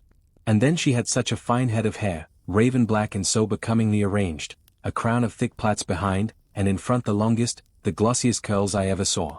She was dressed in pure white, an amber-colored scarf was passed over her shoulder and across her breast, tied at the side, and descending in long, fringed ends below her knee. She wore an amber-colored flower, too, in her hair. It contrasted well with the jetty mass of her curls. She was greatly admired, of course? Yes, indeed, and not only for her beauty, but for her accomplishments. She was one of the ladies who sang. A gentleman accompanied her on the piano. She and Mr. Rochester sang a duet. Mr. Rochester? I was not aware he could sing. Oh, he has a fine bass voice, and an excellent taste for music. And Miss Ingram, what sort of a voice had she? A very rich and powerful one. She sang delightfully, it was a treat to listen to her, and she played afterwards. I am no judge of music, but Mr. Rochester is, and I heard him say her execution was remarkably good. And this beautiful and accomplished lady, she is not yet married. It appears not. I fancy neither she nor her sister have very large fortunes. Old Lord Ingram's estates were chiefly entailed, and the eldest son came in for everything almost. But I wonder no wealthy nobleman or gentleman has taken a fancy to her, Mr. Rochester, for instance. He is rich, is he not? Oh, yes. But you see there is a considerable difference in age. Mr. Rochester is nearly 40, she is but 25. What of that? More unequal matches are made every day. True, yet I should scarcely fancy Mr. Rochester would entertain an idea of the sort. But you eat nothing, you have scarcely tasted since you began tea. No, I am too thirsty to eat. Will you let me have another cup? I was about again to revert to the probability of a union between Mr. Rochester and the beautiful Blanche, but Adele came in, and the conversation was turned into another channel. When once more alone, I reviewed the information I had got, looked into my heart, examined its thoughts and feelings, and endeavored to bring back with a strict hand such as had been straying through imagination's boundless and trackless waste, into the safe fold of common sense. Arraigned at my own bar, memory having given her evidence of the hopes, wishes, sentiments I had been cherishing since last night, of the general state of mind in which I had indulged for nearly a fortnight past, reason having come forward and told, in her own quiet way a plain, unvarnished tale, showing how I had rejected the real, and rabidly devoured the ideal, I pronounced judgment to this effect. That a greater fool than Jane Eyre had never breathed the breath of life, that a more fantastic idiot had never surfeited herself on sweet lies, and swallowed poison as if it were nectar. You, I said, a favourite with Mr. Rochester? You gifted with the power of pleasing him? You of importance to him in any way? Go. Your folly sickens me. And you have derived pleasure from occasional tokens of preference, equivocal tokens shown by a gentleman of family and a man of the world to a dependent and a novice. How dared you? Poor stupid dupe, could not even self-interest make you wiser? You repeated to yourself this morning the brief scene of last night? Cover your face and be ashamed. He said something in praise of your eyes, did he? Blind puppy. Open their blid lids and look on your own accursed senselessness. It does good to no woman to be flattered by her superior, who cannot possibly intend to marry her, and it is madness in all women to let a secret love kindle within them, which, if unreturned and unknown, must devour the life that feeds it, and, if discovered and responded to, must lead, ignis fatuus-like, into miry wilds whence there is no extrication. Listen, then, Jane Eyre, to your sentence. Tomorrow, place the glass before you, and draw in chalk your own picture, faithfully, without softening one defect, omit no harsh line, smooth away no displeasing irregularity. Write under it, portrait of a governess, disconnected, poor, and plain. Afterwards, take a piece of smooth ivory, you have one prepared in your drawing-box. Take your palette, mix your freshest, finest, clearest tints, choose your most delicate camel-hair pencils, delineate carefully the loveliest face you can imagine, paint it in your softest shades and sweetest lines, according to the description given by Mrs. Fairfax of Blanche Ingram. Remember the raven ringlets, the oriental eye. What? You revert to Mr. Rochester as a model. Order. No snivel, no sentiment, no regret. I will endure only sense and resolution. Recall the august yet harmonious lineaments, the Grecian neck and bust, let the round and dazzling arm be visible, and the delicate hand. Omit neither diamond ring nor gold bracelet. Portray faithfully the attire, aerial lace and glistening satin, graceful scarf and golden rose. Call it Blanche, an accomplished lady of rank. Whenever, in future, you should chance to fancy Mr. Rochester thinks well of you, take out these two pictures and compare them. Say, Mr. Rochester might probably win that noble lady's love, if he chose to strive for it. Is it likely he would waste a serious thought on this indigent and insignificant plebeian? I'll do it, I resolved, and having framed this determination, I grew calm and fell asleep. I kept my word. An hour or two sufficed to sketch my own portrait in crayons, and in less than a fortnight I had completed an ivory miniature of an imaginary Blanche Ingram. It looked a lovely face enough, and when compared with the real head in chalk, the contrast was as great as self-control could desire. I derived benefit from the task. It had kept my head and hands employed, and had given force and fixedness to the new impressions I wished to stamp indelibly on my heart. Ere long, I had reason to congratulate myself on the course of wholesome discipline to which I had thus forced my feelings to submit. Thanks to it, I was able to meet subsequent occurrences with a decent calm, which, had they found me unprepared, I should probably have been unequal to maintain, even externally. Chapter 17. A week passed, and no news arrived of Mr. Rochester. 10 days, and still he did not come. Mrs. Fairfax said she should not be surprised if he were to go straight from the Leas to London, and thence to the Continent, and not show his face again at Thornfield for a year to come. He had not infrequently quitted it in a manner quite as abrupt and unexpected. When I heard this, I was beginning to feel a strange chill and failing at the heart. I was actually permitting myself to experience a sickening sense of disappointment, but rallying my wits, and recollecting my principles, I at once called my sensations to order, and it was wonderful how I got over the temporary blunder, how I cleared up the mistake of supposing Mr. Rochester's movements a matter in which I had any cause to take a vital interest. Not that I humbled myself by a slavish notion of inferiority. On the contrary, I just said, "You have nothing to do with the master of Thornfield, further than to receive the salary he gives you for teaching his protégé, and to be grateful for such respectful and kind treatment as, if you do your duty, you have a right to expect at his hands. Be sure that is the only tie he seriously acknowledges between you and him, so don't make him the object of your fine feelings, your raptures, agonies, and so forth. He is not of your order, keep to your caste, and be too self-respecting to lavish the love of the whole heart, soul, and strength, where such a gift is not wanted and would be despised." I went on with my day's business tranquilly, but ever and anon vague suggestions kept wandering across my brain of reasons why I should quit Thornfield, and I kept involuntarily framing advertisements and pondering conjectures about new situations. These thoughts I did not think to check. They might germinate and bear fruit if they could. Mr. Rochester had been absent upwards of a fortnight, when the post brought Mrs. Fairfax a letter. "It is from the master," said she, as she looked at the direction. "Now I suppose we shall know whether we are to expect his return or not." And while she broke the seal and perused the document, I went on taking my coffee. We were at breakfast, it was hot, and I attributed to that circumstance a fiery glow which suddenly rose to my face. Why my hand shook, and why I involuntarily spilt half the contents of my cup into my saucer, I did not choose to consider.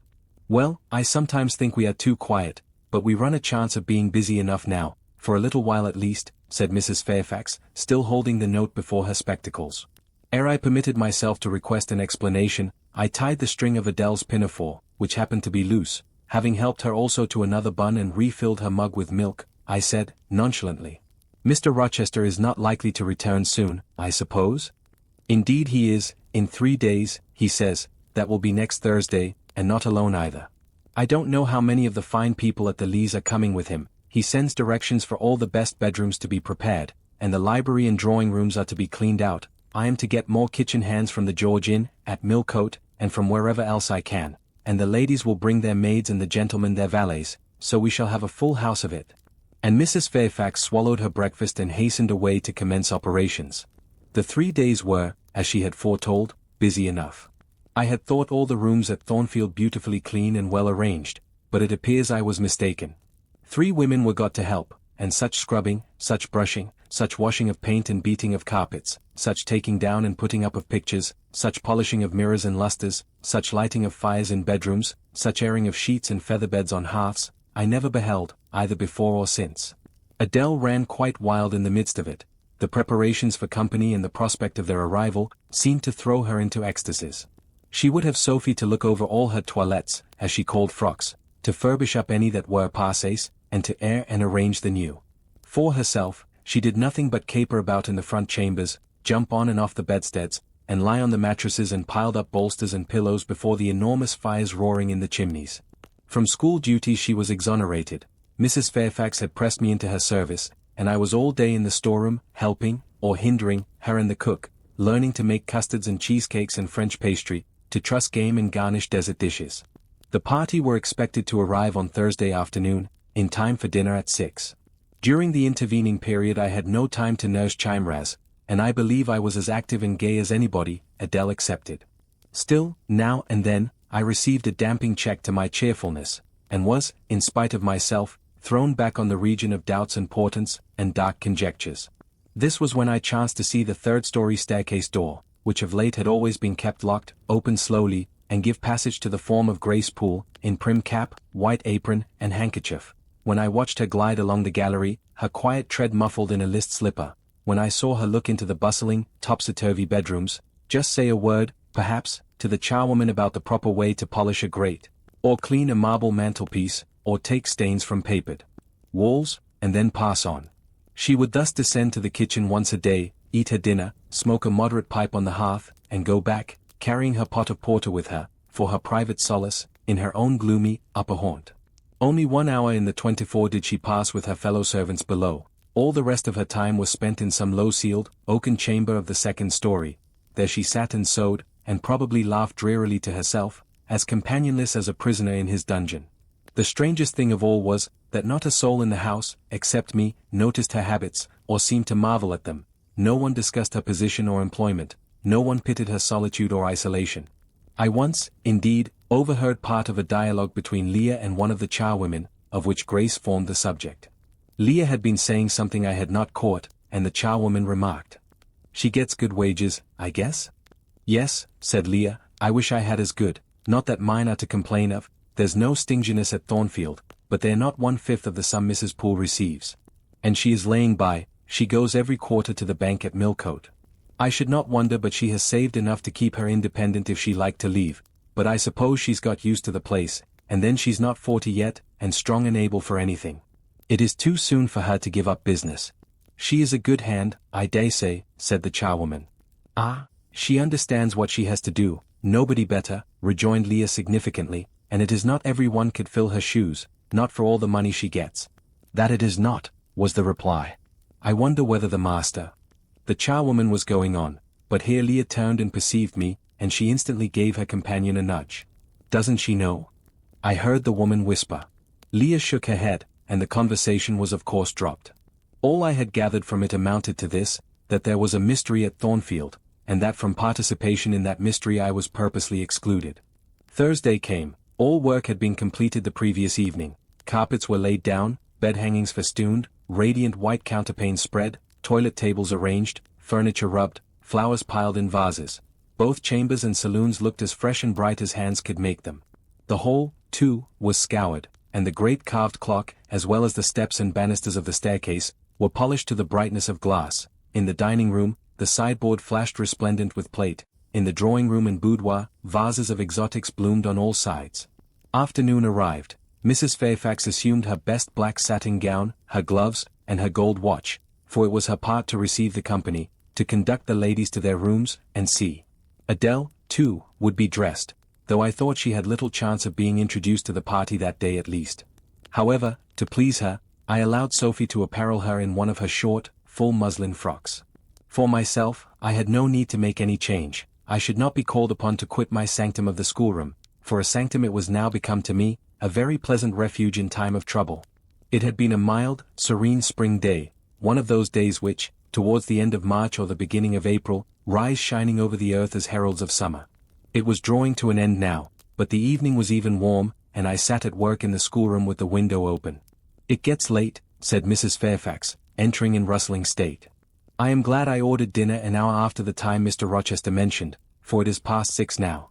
I have sent John down to the gates to see if there is anything on the road. One can see a long way from thence in the direction of Millcote." She went to the window. "Here he is," said she. "Well, John," leaning out, "any news?" "They're coming," was the answer. "They'll be here in 10 minutes. Adele flew to the window. I followed, taking care to stand on one side, so that, screened by the curtain, I could see without being seen. The 10 minutes John had given seemed very long, but at last wheels were heard, for equestrians galloped up the drive, and after them came 2 open carriages. Fluttering veils and waving plumes filled the vehicles. 2 of the cavaliers were young, dashing-looking gentlemen. The third was Mr. Rochester, on his black horse, Mesrour, pilot bounding before him. At his side rode a lady, and he and she were the first of the party. Her purple riding habit almost swept the ground, her veil streamed long on the breeze. Mingling with its transparent folds, and gleaming through them, shone rich raven ringlets. "Miss Ingram!" exclaimed Mrs. Fairfax, and away she hurried to her post below. The cavalcade, following the sweep of the drive, quickly turned the angle of the house, and I lost sight of it. Adele now petitioned to go down, but I took her on my knee, and gave her to understand that she must not on any account think of venturing in sight of the ladies, either now or at any other time, unless expressly sent for, that Mr. Rochester would be very angry, and see. Some natural tears she shed on being told this, but as I began to look very grave, she consented at last to wipe them. A joyous stir was now audible in the hall, gentlemen's deep tones and ladies' silvery accents blent harmoniously together, and distinguishable above all, though not loud, was the sonorous voice of the master of Thornfield Hall, welcoming his fair and gallant guests under its roof.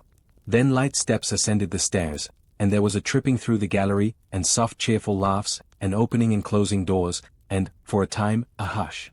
"Elles changeant de toilettes," said Adele, who, listening attentively, had followed every movement, and she sighed. "Chez Maman," said she, "quand Illinois y avait du monde, j'ai le suivais partout, et eu salonnet à leurs chambers. Souvent j'ai regardé les femmes de chambre coiffer at habila les dames, et c'était si amusant, comme cela en apprend. Don't you feel hungry, Adele? Mais oi, mademoiselle, voilà 5 ou 6 heures que nous en avons pas mange. Well now, while the ladies are in their rooms, I will venture down and get you something to eat." And issuing from my asylum with precaution, I sought a back stairs which conducted directly to the kitchen. All in that region was fire and commotion. The soup and fish were in the last stage of projection, and the cook hung over her crucibles in a frame of mind and body threatening spontaneous combustion. In the servants' hall 2 coachmen and 3 gentlemen stood or sat round the fire. The Abigails, I suppose, were upstairs with their mistresses. The new servants, that had been hired from Millcote, were bustling about everywhere. Threading this chaos, I at last reached the larder. There I took possession of a cold chicken, a roll of bread, some tarts, a plate or 2 and a knife and fork. With this booty I made a hasty retreat. I had regained the gallery, and was just shutting the back door behind me, when an accelerated hum warned me that the ladies were about to issue from their chambers. I could not proceed to the schoolroom without passing some of their doors, and running the risk of being surprised with my cargo of victuallage, so I stood still at this end, which, being windowless, was dark, quite dark now, for the sun was set and twilight gathering. Presently the chambers gave up their fair tenants one after another. Each came out gaily and airily, with dress that gleamed lustrous through the dusk. For a moment they stood grouped together at the other extremity of the gallery, conversing in a key of sweet subdued vivacity. They then descended the staircase almost as noiselessly as a bright mist rolls down a hill. Their collective appearance had left on me an impression of high-born elegance, such as I had never before received. I found Adele peeping through the schoolroom door, which she held ajar. "What beautiful ladies!" cried she in English. "Oh, I wish I might go to them. Do you think Mr. Rochester will send for us by and by, after dinner?" "No, indeed, I don't. Mr. Rochester has something else to think about. Never mind the ladies tonight, perhaps you will see them tomorrow. Here is your dinner." She was really hungry, so the chicken and tarts served to divert her attention for a time. It was well I secured this forage, or both she, I, and Sophie, to whom I conveyed a share of our repast, would have run a chance of getting no dinner at all. Every one downstairs was too much engaged to think of us. The dessert was not carried out till after 9, and at 10 footmen were still running to and fro with trays and coffee cups. I allowed Adele to sit up much later than usual, for she declared she could not possibly go to sleep while the doors kept opening and shutting below, and people bustling about. Besides, she added, a message might possibly come from Mr. Rochester when she was undressed, et hélas quel dommage. I told her stories as long as she would listen to them, and then for a change I took her out into the gallery. The hall lamp was now lit, and it amused her to look over the balustrade and watch the servants passing backwards and forwards. When the evening was far advanced, a sound of music issued from the drawing-room, whither the piano had been removed. Adele and I sat down on the top step of the stairs to listen. Presently a voice blent with the rich tones of the instrument. It was a lady who sang, and very sweet her notes were. The solo over, a duet followed, and then a glee, a joyous conversational murmur filled up the intervals. I listened long. Suddenly I discovered that my ear was wholly intent on analyzing the mingled sounds, and trying to discriminate amidst the confusion of accents those of Mr. Rochester, and when it caught them, which it soon did, it found a further task in framing the tones, rendered by distance inarticulate, into words. The clock struck 11. I looked at Adele, whose head leant against my shoulder. Her eyes were waxing heavy, so I took her up in my arms and carried her off to bed. It was near 1 before the gentlemen and ladies sought their chambers. The next day was as fine as its predecessor. It was devoted by the party to an excursion to some site in the neighborhood. They set out early in the forenoon, some on horseback, the rest in carriages. I witnessed both the departure and the return. Miss Ingram, as before, was the only lady equestrian, and, as before, Mr. Rochester galloped at her side. The two rode a little apart from the rest. I pointed out this circumstance to Mrs. Fairfax, who was standing at the window with me. "You said it was not likely they should think of being married," said I, "but you see Mr. Rochester evidently prefers her to any of the other ladies." "Yes, I dare say, no doubt he admires her." "And she him," I added. "Look how she leans her head towards him as if she were conversing confidentially. I wish I could see her face, I have never had a glimpse of it yet." "You will see her this evening," answered Mrs. Fairfax. I happened to remark to Mr. Rochester how much Adele wished to be introduced to the ladies, and he said, "Oh, let her come into the drawing-room after dinner, and request Miss Eyre to accompany her." "Yes," he said that from mere politeness. "I need not go, I am sure," I answered. "Well, I observed to him that as you were unused to company, I did not think you would like appearing before so gay a party, all strangers, and he replied, in his quick way, 'Nonsense. If she objects, tell her it is my particular wish, and if she resists, say I shall come and fetch her in case of contumacy.' I will not give him that trouble," I answered. "I will go, if no better may be, but I don't like it. Shall you be there, Mrs. Fairfax?" "No," I pleaded off, and he admitted my plea. "I'll tell you how to manage so as to avoid the embarrassment of making a formal entrance, which is the most disagreeable part of the business. You must go into the drawing-room while it is empty, before the ladies leave the dinner table. Choose your seat in any quiet nook you like. You need not stay long after the gentlemen come in, unless you please.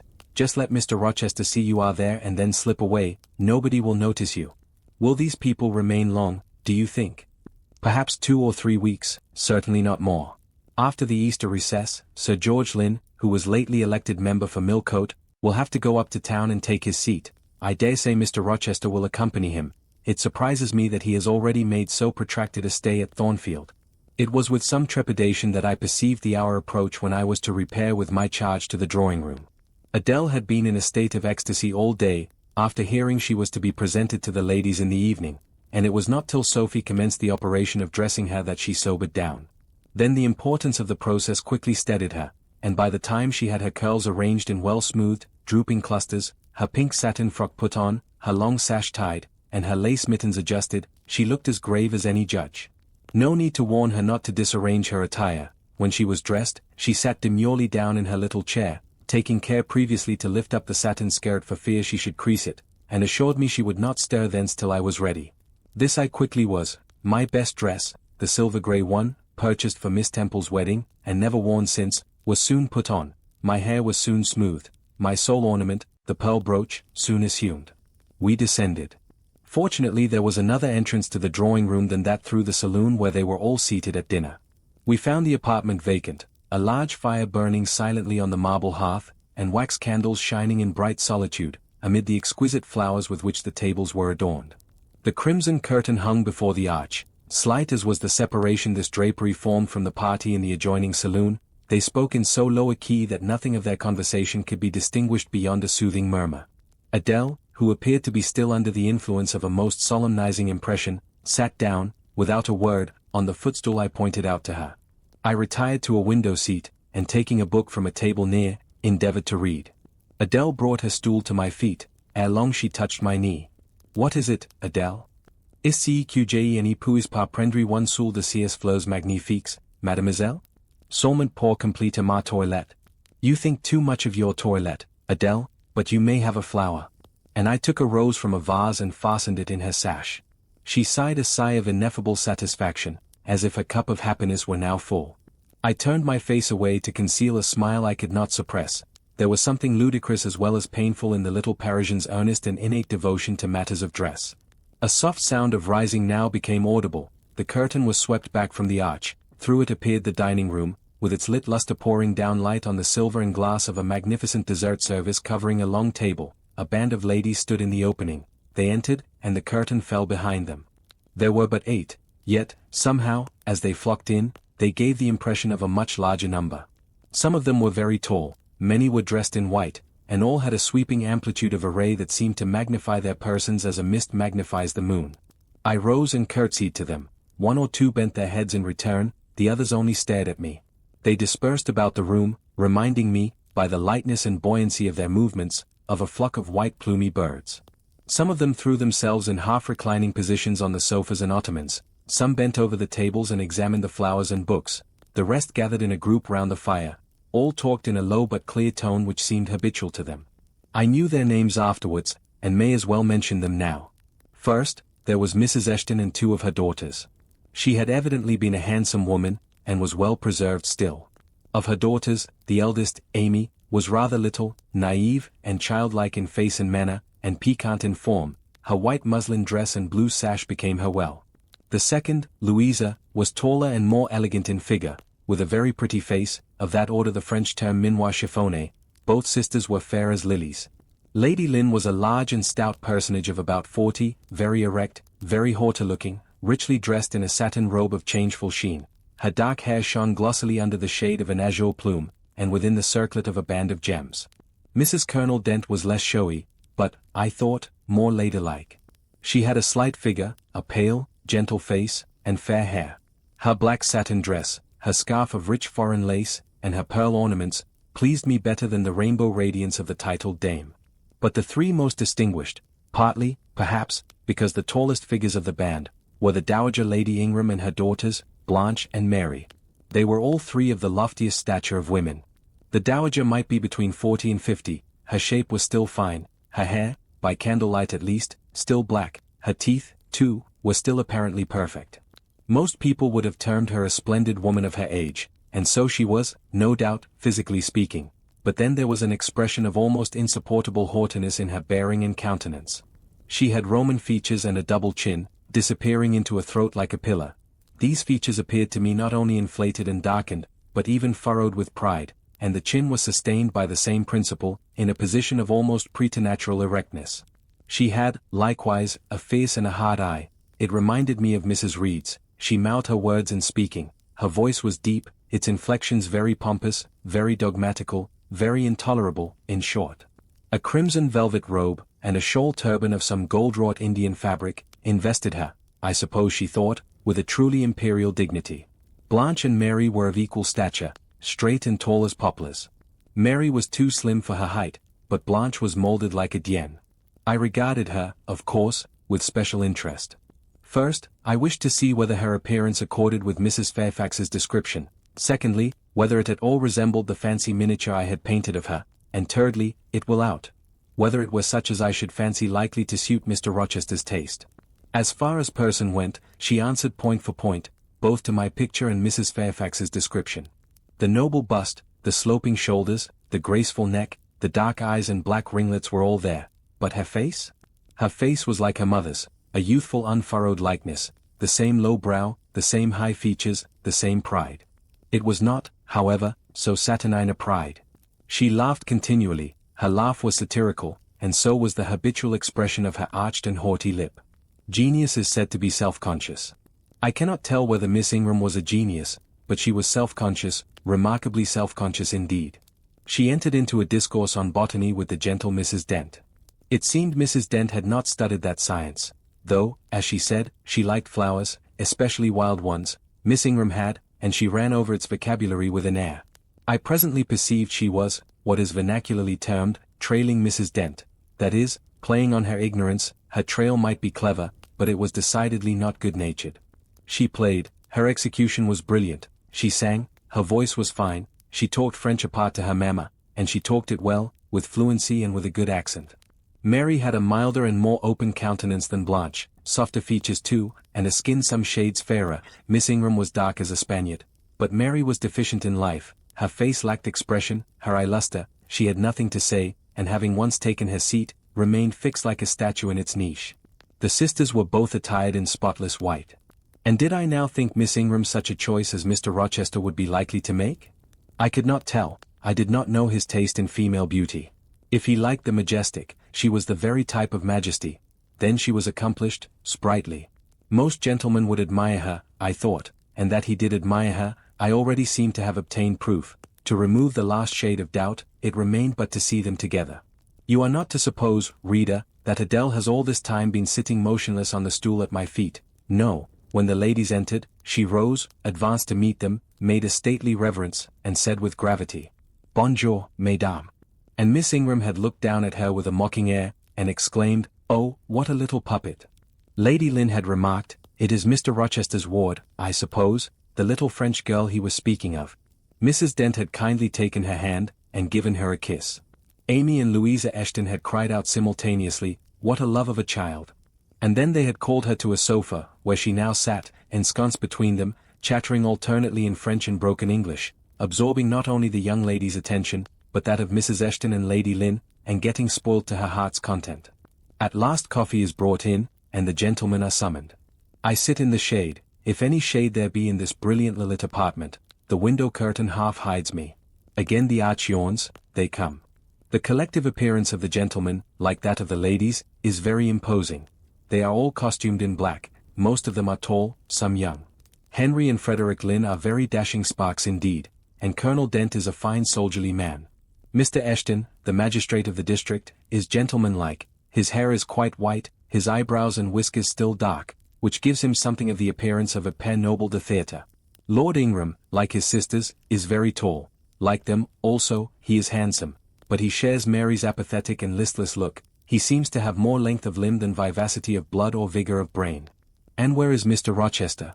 He comes in last. I am not looking at the arch, yet I see him enter.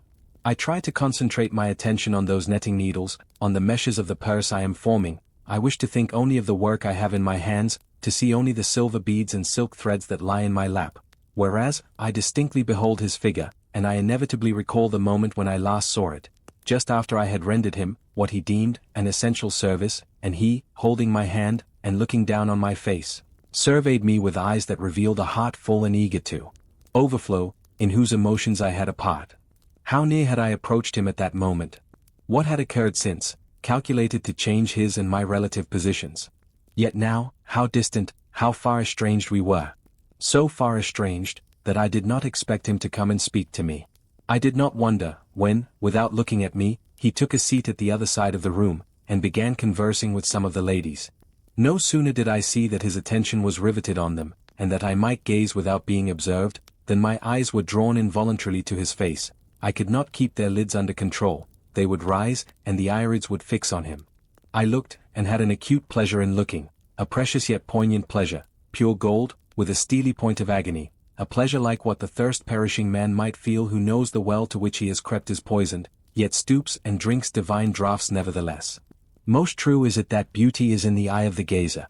My master's colourless, olive face, square, massive brow, broad and jetty eyebrows, deep eyes, strong features, firm, grim mouth, all energy, decision, will, were not beautiful according to rule, but they were more than beautiful to me. They were full of an interest, an influence that quite mastered me, that took my feelings from my own power and fettered them in his.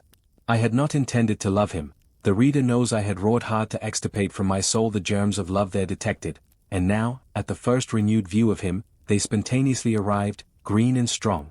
He made me love him without looking at me. I compared him with his guests.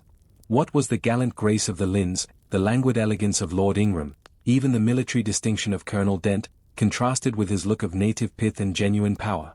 I had no sympathy in their appearance, their expression, yet I could imagine that most observers would call them attractive, handsome, imposing, while they would pronounce Mr. Rochester at once harsh-featured and melancholy-looking.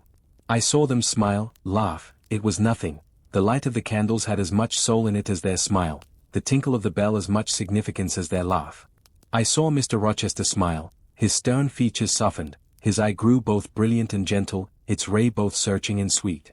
He was talking, at the moment, to Louisa and Amy Eshton. I wondered to see them receive with calm that look which seemed to me so penetrating.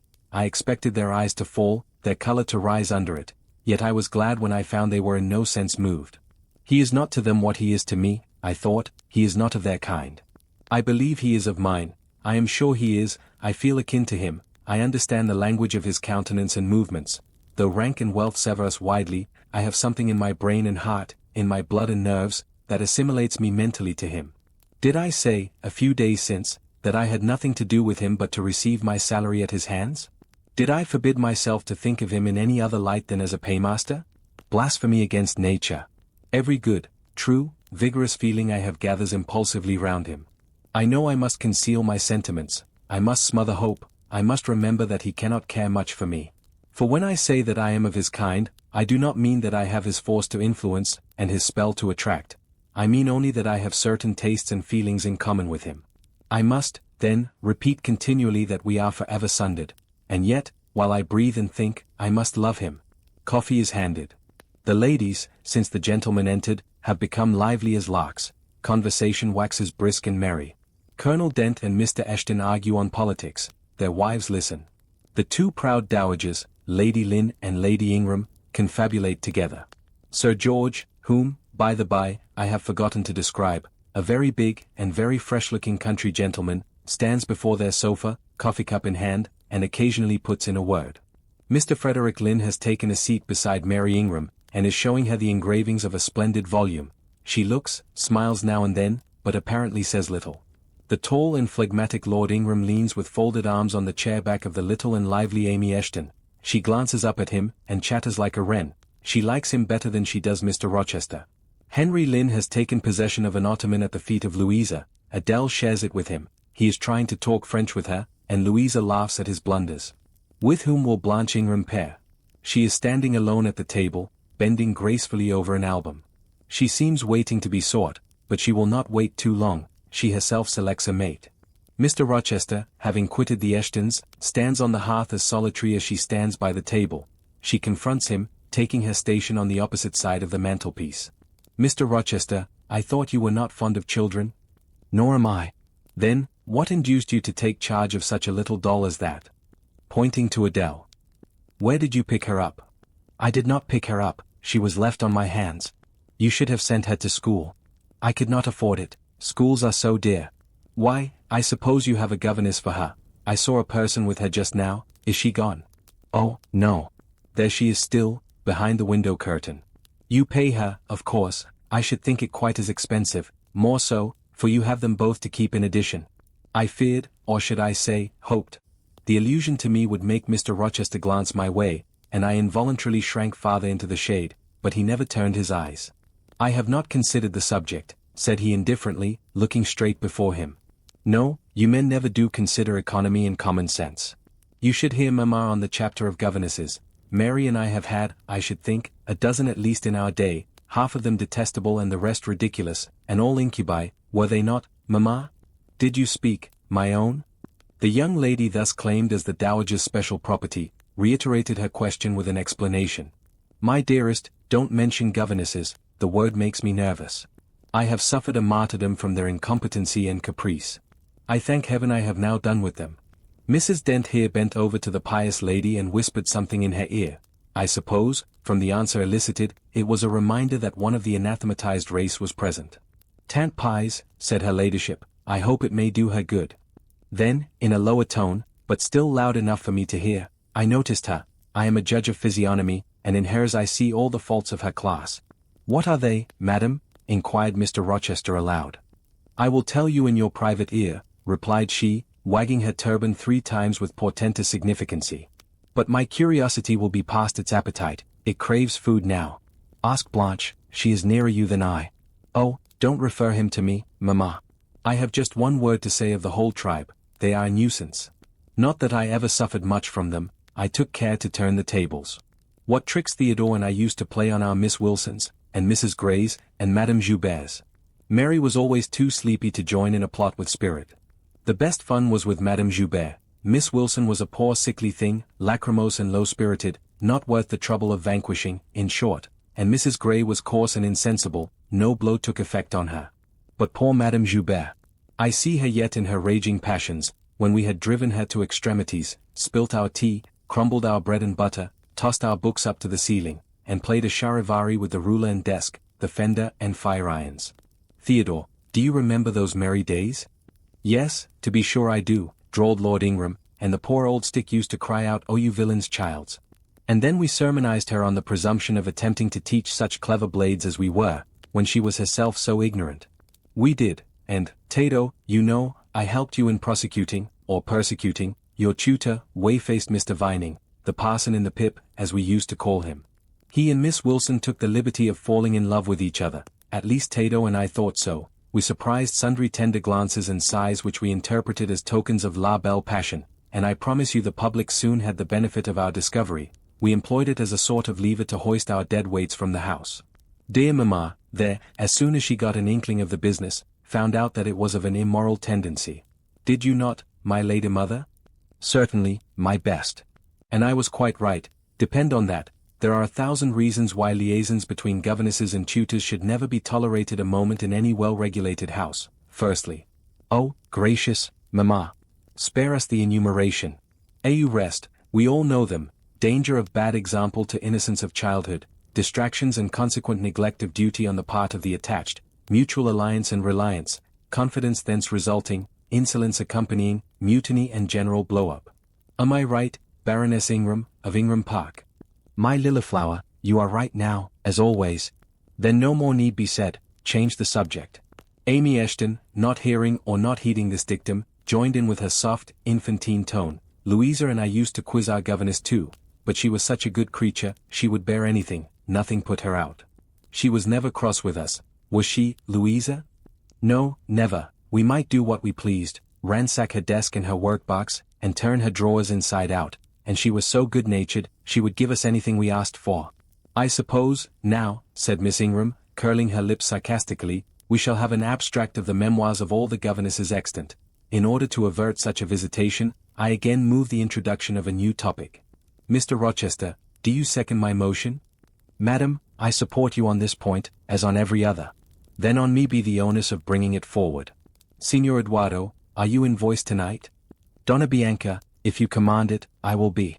Then, Signor, I lay on you my sovereign behest to furbish up your lungs and other vocal organs, as they will be wanted on my royal service. Who would not be the Rizzio of so divine a Mary? A fig for Rizzio, cried she, tossing her head with all its curls, as she moved to the piano.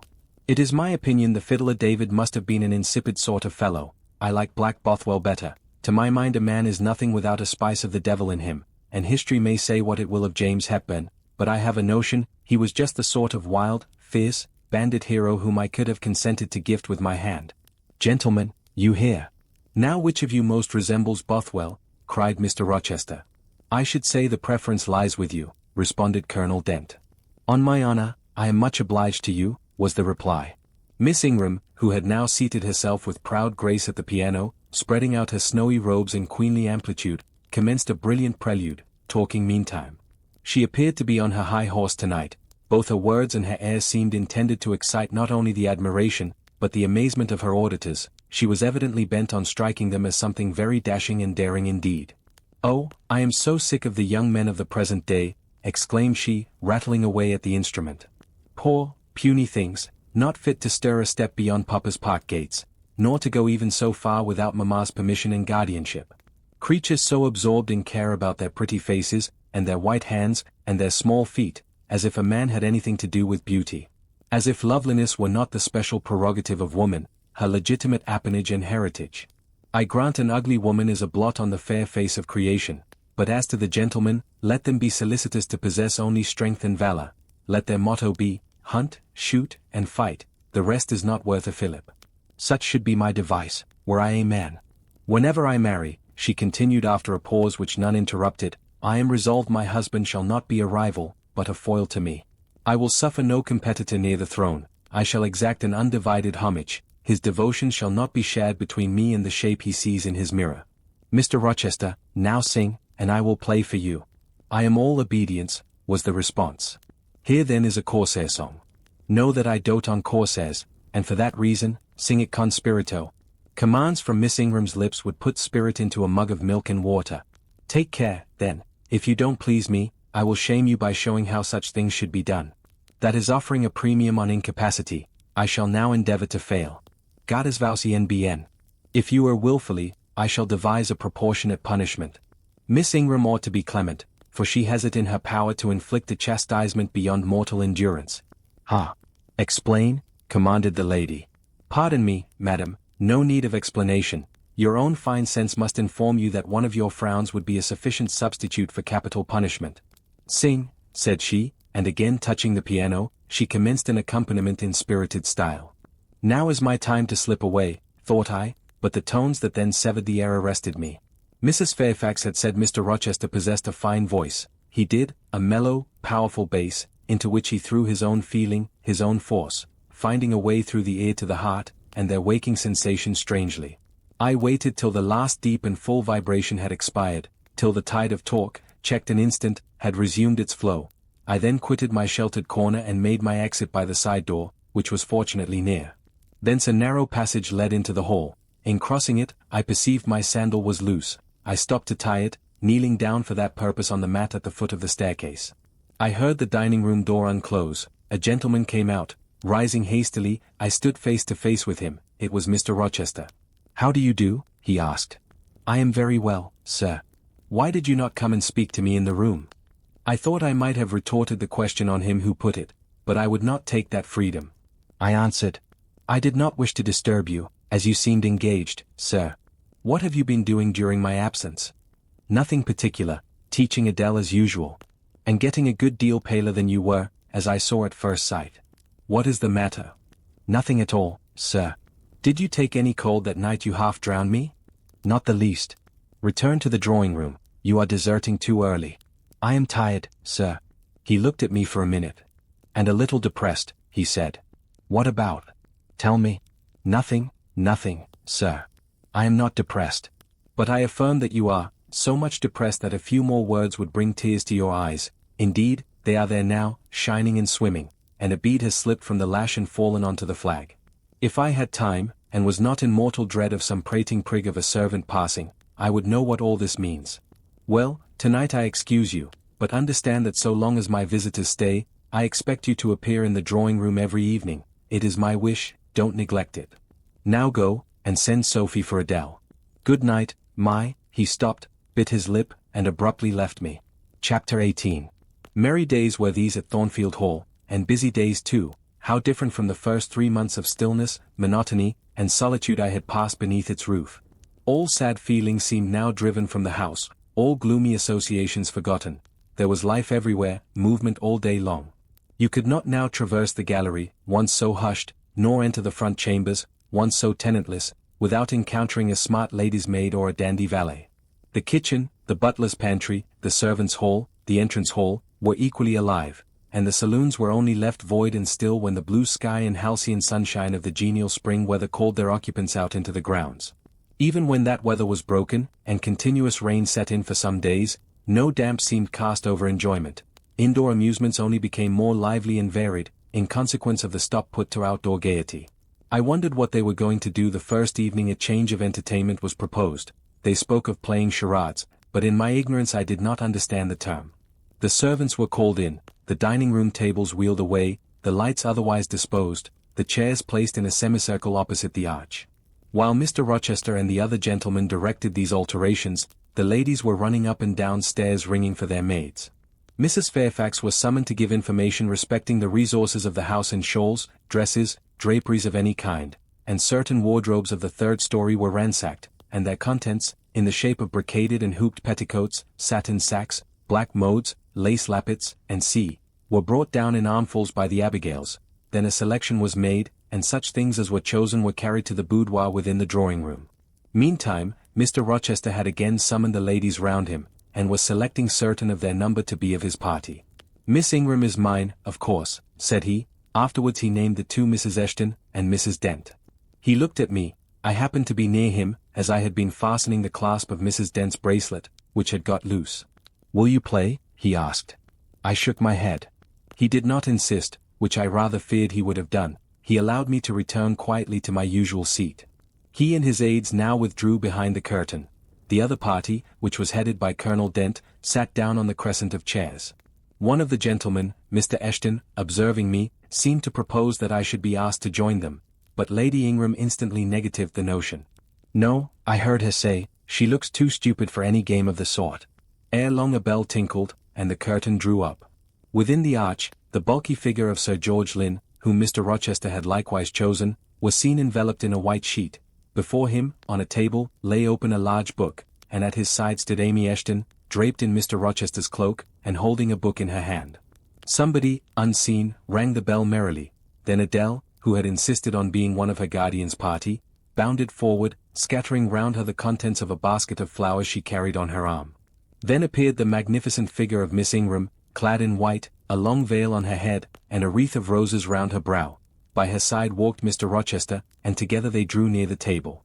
They knelt, while Mrs. Dent and Louisa Eshton, dressed also in white, took up their stations behind them. A ceremony followed, in dumb show, in which it was easy to recognize the pantomime of a marriage. At its termination, Colonel Dent and his party consulted in whispers for 2 minutes, then the colonel called out, "Bride." Mr. Rochester bowed, and the curtain fell. A considerable interval elapsed before it again rose. Its second rising displayed a more elaborately prepared scene than the last. The drawing-room, as I have before observed, was raised 2 steps above the dining-room, and on the top of the upper step, placed a yard or 2 back within the room, appeared a large marble basin, which I recognized as an ornament of the conservatory, where it usually stood, surrounded by exotics, and tenanted by gold fish, and whence it must have been transported with some trouble, on account of its size and weight. Seated on the carpet, by the side of this basin, was seen Mr. Rochester, costumed in shawls, with a turban on his head. His dark eyes and swarthy skin and Paynim features suited the costume exactly. He looked the very model of an Eastern emir, an agent or a victim of the bowstring. Presently advanced into view Miss Ingram. She, too, was attired in Oriental fashion, a crimson scarf tied sash-like round the waist, an embroidered handkerchief knotted about her temples, her beautiful emoulded arms bare, one of them upraised in the act of supporting a pitcher, poised gracefully on her head. Both her cast of form and feature, her complexion and her general air, suggested the idea of some Israelitish princess of the patriarchal days, and such was doubtless the character she intended to represent. She approached the basin, and bent over it as if to fill her pitcher. She again lifted it to her head. The personage on the well-brink now seemed to accost her, to make some request. She let down her pitcher on her hand, and gave him to drink. From the bosom of his robe he then produced a casket, opened it and showed magnificent bracelets and earrings. She acted astonishment and admiration. Kneeling, he laid the treasure at her feet. Incredulity and delight were expressed by her looks and gestures. The stranger fastened the bracelets on her arms and the rings in her ears. It was Eleazar and Rebecca, the camels only were wanting. The divining party again laid their heads together. Apparently they could not agree about the word or syllable the scene illustrated. Colonel Dent, their spokesman, demanded the tableau of the whole, whereupon the curtain again descended. On its third rising only a portion of the drawing-room was disclosed, the rest being concealed by a screen, hung with some sort of dark and coarse drapery. The marble basin was removed. In its place, stood a deal table and a kitchen chair. These objects were visible by a very dim light proceeding from a horn lantern, the wax candles being all extinguished. Amidst this sordid scene, sat a man with his clenched hands resting on his knees, and his eyes bent on the ground. I knew Mr. Rochester, though the begrimed face, the disordered dress, his coat hanging loose from one arm, as if it had been almost torn from his back in a scuffle, the desperate and scowling countenance, the rough, bristling hair might well have disguised him. As he moved, a chain clanked, to his wrists were attached fetters. "Bridewell," exclaimed Colonel Dent, and the charade was solved. A sufficient interval having elapsed for the performers to resume their ordinary costume, they re-entered the dining-room. Mr. Rochester led in Miss Ingram. She was complimenting him on his acting. "Do you know," said she, "that, of the 3 characters, I liked you in the last best? Oh, had you but lived a few years earlier, what a gallant gentleman highwayman you would have made. Is all the soot washed from my face?" he asked, turning it towards her. "Alas! Yes, the more's the pity. Nothing could be more becoming to your complexion than that ruffian's rouge. You would like a hero of the road then? An English hero of the road would be the next best thing to an Italian bandit, and that could only be surpassed by a Levantine pirate. Well, whatever I am, remember you are my wife. We were married an hour since, in the presence of all these witnesses." She giggled, and her color rose. "Now, Dent," continued Mr. Rochester, "it is your turn." And as the other party withdrew, he and his band took the vacated seats. Miss Ingram placed herself at her leader's right hand. The other diviners filled the chairs on each side of him and her. I did not now watch the actors. I no longer waited with interest for the curtain to rise. My attention was absorbed by the spectators. My eyes, erewhile fixed on the arch, were now irresistibly attracted to the semicircle of chairs. What charade Colonel Dent and his party played, what word they chose, how they acquitted themselves, I no longer remember, but I still see the consultation which followed each scene. I see Mr. Rochester turn to Miss Ingram, and Miss Ingram to him. I see her incline her head towards him, till the jetty curls almost touch his shoulder and wave against his cheek. I hear their mutual whisperings, I recall their interchanged glances, and something even of the feeling roused by the spectacle returns. In memory at this moment. I have told you, reader, that I had learnt to love Mr. Rochester. I could not unlove him now, merely because I found that he had ceased to notice me, because I might pass hours in his presence, and he would never once turn his eyes in my direction, because I saw all his attentions appropriated by a great lady, who scorned to touch me with the hem of her robes as she passed, who, if ever her dark and imperious eye fell on me by chance, would withdraw it instantly as from an object too mean to merit observation. I could not unlove him, because I felt sure he would soon marry this very lady, because I read daily in her a proud security in his intentions respecting her, because I witnessed hourly in him a style of courtship which, if careless and choosing rather to be sought than to seek, was yet, in its very carelessness, captivating, and in its very pride, irresistible. There was nothing to cool or banish love in these circumstances, though much to create despair. Much too, you will think, reader, to engender jealousy. If a woman, in my position, could presume to be jealous of a woman in Miss Ingram's. But I was not jealous, or very rarely. The nature of the pain I suffered could not be explained by that word. Miss Ingram was a mark beneath jealousy, she was too inferior to excite the feeling. Pardon the seeming paradox, I mean what I say. She was very showy, but she was not genuine. She had a fine person, many brilliant attainments, but her mind was poor, her heart barren by nature. Nothing bloomed spontaneously on that soil, no unforced natural fruit delighted by its freshness. She was not good, she was not original, she used to repeat sounding phrases from books, she never offered, nor had, an opinion of her own.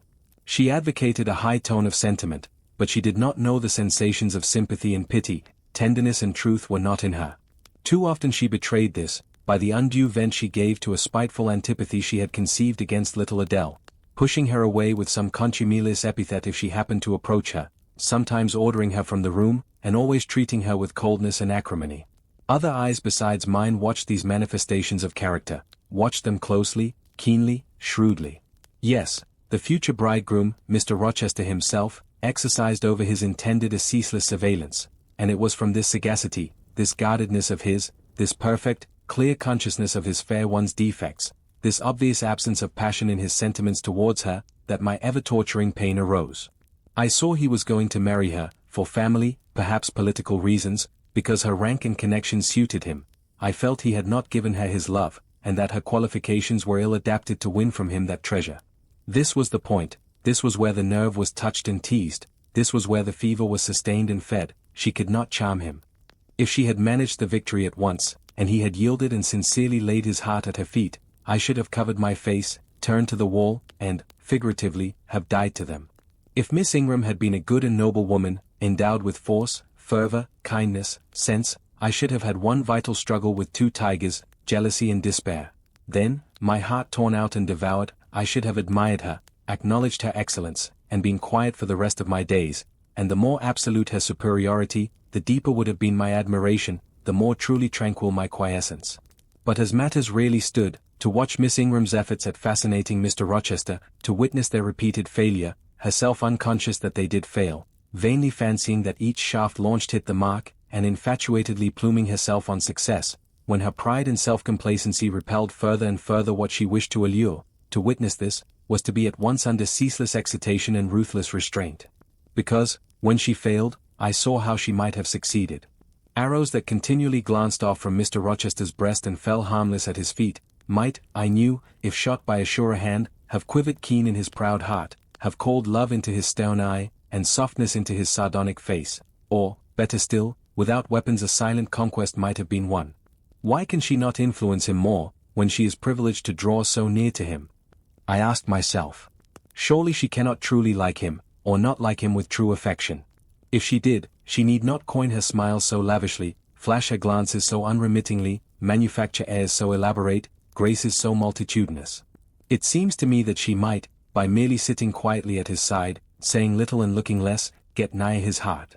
I have seen in his face a far different expression from that which hardens it now while she is so vivaciously accosting him, but then it came of itself, it was not elicited by meretricious arts and calculated maneuvers, and one had but to accept it, to answer what he asked without pretension, to address him when needful without grimace, and it increased and grew kinder and more genial, and warmed one like a fostering sunbeam. How will she manage to please him when they are married? I do not think she will manage it, and yet it might be managed, and his wife might, I verily believe, be the very happiest woman the sun shines on. I have not yet said anything condemnatory of Mr. Rochester's project of marrying for interest and connections. It surprised me when I first discovered that such was his intention. I had thought him a man unlikely to be influenced by motives so commonplace in his choice of a wife, but the longer I considered the position, education, and of the parties, the less I felt justified in judging and blaming either him or Miss Ingram for acting in conformity to ideas and principles instilled into them, doubtless, from their childhood. All their class held these principles. I supposed, then, they had reasons for holding them such as I could not fathom. It seemed to me that, were I a gentleman like him, I would take to my bosom only such a wife as I could love, but the very obviousness of the advantages to the husband's own happiness offered by this plan convinced me that there must be arguments against its general adoption of which I was quite ignorant. Otherwise I felt sure all the world would act as I wished to act. But in other points, as well as this, I was growing very lenient to my master. I was forgetting all his faults, for which I had once kept a sharp lookout. It had formerly been my endeavor to study all sides of his character, to take the bad with the good, and from the just weighing of both, to form an equitable judgment. Now I saw no bad. The sarcasm that had repelled, the harshness that had startled me once, were only like keen condiments in a choice dish. Their presence was pungent, but their absence would be felt as comparatively insipid. And as for the vague something, was it a sinister or a sorrowful, a designing or a desponding expression, that opened upon a careful observer, now and then, in his eye, and closed again before one could fathom the strange depth partially disclosed, that something which used to make me fear and shrink, as if I had been wandering amongst volcanic-looking hills, and had suddenly felt the ground quiver and seen it gape, that something I, at intervals, beheld still, and with throbbing heart, but not with palsied nerves. Instead of wishing to shun, I longed only to dare, to divine it, and I thought Miss Ingram happy, because one day she might look into the abyss at her leisure, explore its secrets and analyze their nature. Meantime, while I thought only of my master and his future bride, saw only them, heard only their discourse, and considered only their movements of importance, the rest of the party were occupied with their own separate interests and pleasures. The ladies Lynn and Ingram continued to consort in solemn conferences, where they nodded their two turbans at each other, and held up their four hands in confronting gestures of surprise, or mystery, or horror, according to the theme on which their gossip ran, like a pair of magnified puppets. Mild Mrs. Dent talked with good-natured Mrs. Eshton, and the two sometimes bestowed a courteous word or smile on me.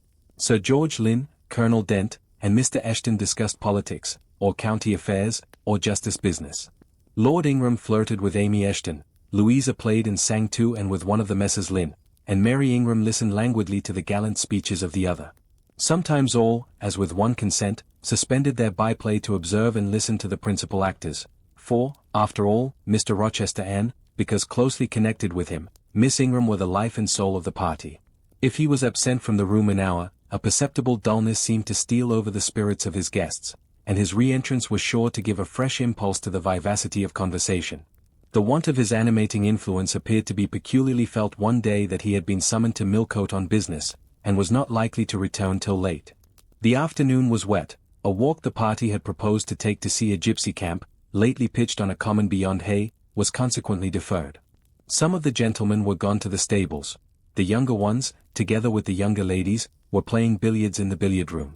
The dowagers Ingram and Lynn sought solace in a quiet game at cards. Blanche Ingram, after having repelled, by supercilious taciturnity, some efforts of Mrs. Dent and Mrs. Eshton to draw her into conversation, had first murmured over some sentimental tunes and airs on the piano, and then, having fetched a novel from the library, had flung herself in haughty listlessness on a sofa, and prepared to beguile, by the spell of fiction, the tedious hours of absence. The room and the house were silent, only now and then the merriment of the billiard players was heard from above. It was verging on dusk, and the clock had already given warning of the hour to dress for dinner, when little Adele, who knelt by me in the drawing-room window-seat, suddenly exclaimed, "Voilà, Monsieur Rochester, qui revient." I turned, and Miss Ingram darted forwards from her sofa. The others, too, looked up from their several occupations, for at the same time a crunching of wheels and a splashing tramp of horse hoofs became audible on the wet gravel. A post-chaise was approaching. "What can possess him to come home in that style?" said Miss Ingram. "He rode Mesrour, the black horse, did he not, when he went out? And Pilot was with him. What has he done with the animals?" As she said this, she approached her tall person and ample garments so near the window, that I was obliged to bend back almost to the breaking of my spine. In her eagerness she did not observe me at first, but when she did, she curled her lip and moved to another casement. The post-chaise stopped, the driver rang the doorbell, and a gentleman alighted attired in travelling garb. But it was not Mr. Rochester, it was a tall, fashionable-looking man, a stranger. "How provoking!" exclaimed Miss Ingram, "you tiresome monkey!" apostrophizing Adele, who perched you up in the window to give false intelligence, and she cast on me an angry glance, as if I were in fault. Some parleying was audible in the hall, and soon the newcomer entered. He bowed to Lady Ingram, as deeming her the eldest lady present. "It appears I come at an inopportune time, madam," said he, "when my friend, Mr. Rochester, is from home, but I arrive from a very long journey, and I think I may presume so far on old and intimate acquaintance as to install myself here till he returns." His manner was polite. His accent, in speaking, struck me as being somewhat unusual, not precisely foreign, but still not altogether English. His age might be about Mr. Rochester's, between 30 and 40, his complexion was singularly sallow. Otherwise he was a fine-looking man, at first sight especially. On closer examination, you detected something in his face that displeased, or rather that failed to please. His features were regular, but too relaxed, his eye was large and well cut, but the life looking out of it was a tame, vacant life. At least so I thought. The sound of the dressing bell dispersed the party. It was not till after dinner that I saw him again. He then seemed quite at his ease. But I liked his physiognomy even less than before. It struck me as being at the same time unsettled and inanimate. His eye wandered, and had no meaning in its wandering. This gave him an odd look, such as I never remembered to have seen. For a handsome and not an unamiable-looking man, he repelled me exceedingly. There was no power in that smooth-skinned face of a full oval shape, no firmness in that aquiline nose and small cherry mouth, there was no thought on the low, even forehead, no command in that blank, brown eye. As I sat in my usual nook, and looked at him with the light of the girandoles on the mantelpiece beaming full over him, for he occupied an armchair drawn close to the fire, and kept shrinking still nearer, as if he were cold, I compared him with Mr. Rochester. I think, with deference be it spoken, the contrast could not be much greater between a sleek gander and a fierce falcon, between a meek sheep and the rough-coated keen-eyed dog, its guardian. He had spoken of Mr. Rochester as an old friend. A curious friendship theirs must have been, a pointed illustration, indeed, of the old adage that extremes meet. 2 or 3 of the gentlemen sat near him, and I caught at times scraps of their conversation across the room. At first I could not make much sense of what I heard, for the discourse of Louisa Eshton and Mary Ingram, who sat nearer to me, confused the fragmentary sentences that reached me at intervals. These last were discussing the stranger. They both called him a beautiful man. Louisa said he was a love of a creature, and she'd adored him, and Mary instanced his pretty little mouth and nice nose, as her ideal of the charming. "And what a sweet-tempered forehead he has," cried Louisa, "so smooth, none of those frowning irregularities I dislike so much, and such a placid eye and smile." And then, to my great relief, Mr. Henry Lynn summoned them to the other side of the room, to settle some point about the deferred excursion to Hay Common. I was now able to concentrate my attention on the group by the fire, and I presently gathered that the newcomer was called Mr. Mason. Then I learned that he was but just arrived in England, and that he came from some hot country, which was the reason, doubtless, his face was so sallow, and that he sat so near the hearth, and wore a surtout in the house. Presently the words Jamaica, Kingston, Spanish Town, indicated the West Indies as his residence, and it was with no little surprise I gathered, ere long, that he had there first seen and become acquainted with Mr. Rochester. He spoke of his friend's dislike of the burning heats, the hurricanes, and rainy seasons of that region. I knew Mr. Rochester had been a traveller, Mrs. Fairfax had said so, but I thought the continent of Europe had bounded his wanderings. Till now I had never heard a hint given of visits to more distant shores. I was pondering these things, when an incident, and a somewhat unexpected one, broke the thread of my musings. Mr. Mason, shivering as someone chanced to open the door, asked for more coal to be put on the fire, which had burnt out its flame, though its mass of cinder still shone hot and red. The footman who brought the coal, in going out, stopped near Mr. Eshton's chair, and said something to him in a low voice, of which I heard only the words, "Old woman, quite troublesome. Tell her she shall be put in the stocks if she does not take herself off, replied the magistrate. No, stop, interrupted Colonel Dent. Don't send her away, Eshton, we might turn the thing to account, better consult the ladies. And speaking aloud, he continued, Ladies, you talked of going to Hay Common to visit the gypsy camp. Sam here says that one of the old Mother Bunches is in the servants' hall at this moment, and insists upon being brought in before the quality, to tell them their fortunes. Would you like to see her? Surely, Colonel, cried Lady Ingram, you would not encourage such a low impostor? Dismiss her, by all means, at once. But I cannot persuade her to go away, my lady, said the footman, nor can any of the servants. Mrs. Fairfax is with her just now, entreating her to be gone, but she has taken a chair in the chimney corner, and says nothing shall stir her from it till she gets leave to come in here. What does she want? Asked Mrs. Eshton. To tell the gentry their fortunes, she says, and she swears she must and will do it. What is she like? Inquired the Mrs. Eshton, in a breath. A shockingly ugly old creature, miss, almost as black as a crock. Why, she's a real sorceress, cried Frederick Lynn. Let us have her in, of course. To be sure, rejoined his brother, it would be 1,000 pities to throw away such a chance of fun. My dear boys, what are you thinking about? Exclaimed Mrs. Lynn. I cannot possibly countenance any such inconsistent proceeding, chimed in the Dowager Ingram. Indeed, mamma, but you can, and will, pronounced the haughty voice of Blanche, as she turned round on the piano stool, where till now she had sat silent, apparently examining sundry sheets of music. I have a curiosity to hear my fortune told. Therefore, Sam, order the beldam forward. My darling Blanche. Recollect. I recollect all you can suggest, and I must have my will, quick, Sam. Yes, yes, yes, cried all the juveniles, both ladies and gentlemen. Let her come, it will be excellent sport. The footman still lingered. She looks such a rough one, said he. Go, ejaculated Miss Ingram, and the man went. Excitement instantly seized the whole party. A running fire of raillery and jests was proceeding when Sam returned. She won't come now, said he. She says it's not her mission to appear before the vulgar herd, them's her words. I must show her into a room by herself, and then those who wish to consult her must go to her one by one. You see now, my queenly Blanche, began Lady Ingram, she encroaches. Be advised, my angel girl, Anne. Show her into the library, of course, cut in the angel girl. It is not my mission to listen to her before the vulgar herd either. I mean to have her all to myself. Is there a fire in the library? Yes, but she looks such a tinkler. Cease that chatter, blockhead, and do my bidding. Again Sam vanished, and mystery, animation, expectation rose to full flow once more. She's ready now, said the footman, as he reappeared. She wishes to know who will be her first visitor. I think I had better just look in upon her before any of the ladies go, said Colonel Dent. Tell her, Sam, a gentleman is coming. Sam went and returned. She says, sir, that she'll have no gentleman. They need not trouble themselves to come near her, nor, he added, with difficulty suppressing a titter, any ladies either, except the young and single. By Jove, she has taste, exclaimed Henry Lynn. Miss Ingram rose solemnly. I go first, she said, in a tone which might have befitted the leader of a forlorn hope, mounting a breach in the van of his men. Oh, my best. Oh, my dearest.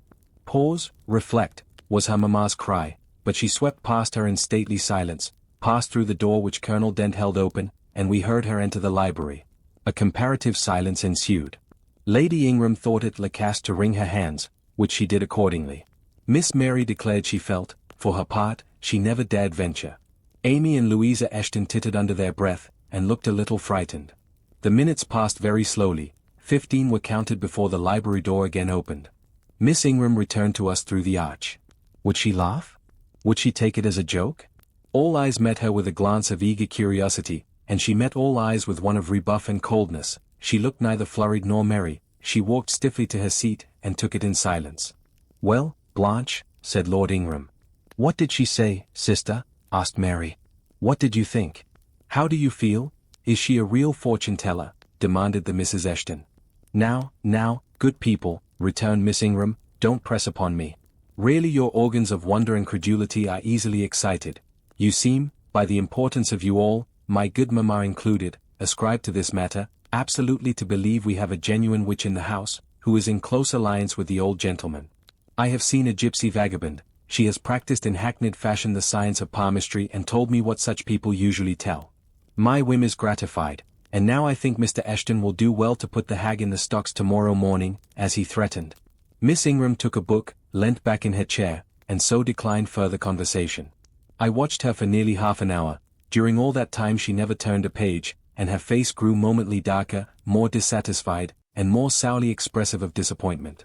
She had obviously not heard anything to her advantage, and it seemed to me, from her prolonged fit of gloom and taciturnity, that she herself, notwithstanding her professed indifference, attached undue importance to whatever revelations had been made her. Meantime, Mary Ingram, Amy, and Louisa Eshton declared they dared not go alone, and yet they all wished to go.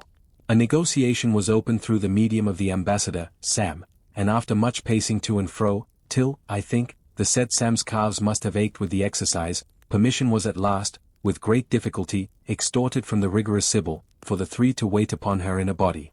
Their visit was not so still as Miss Ingram's had been. We heard hysterical giggling and little shrieks proceeding from the library, and at the end of about 20 minutes they burst the door open, and came running across the hall, as if they were half scared out of their wits. "I am sure she is something not right," they cried, one and all. "She told us such things.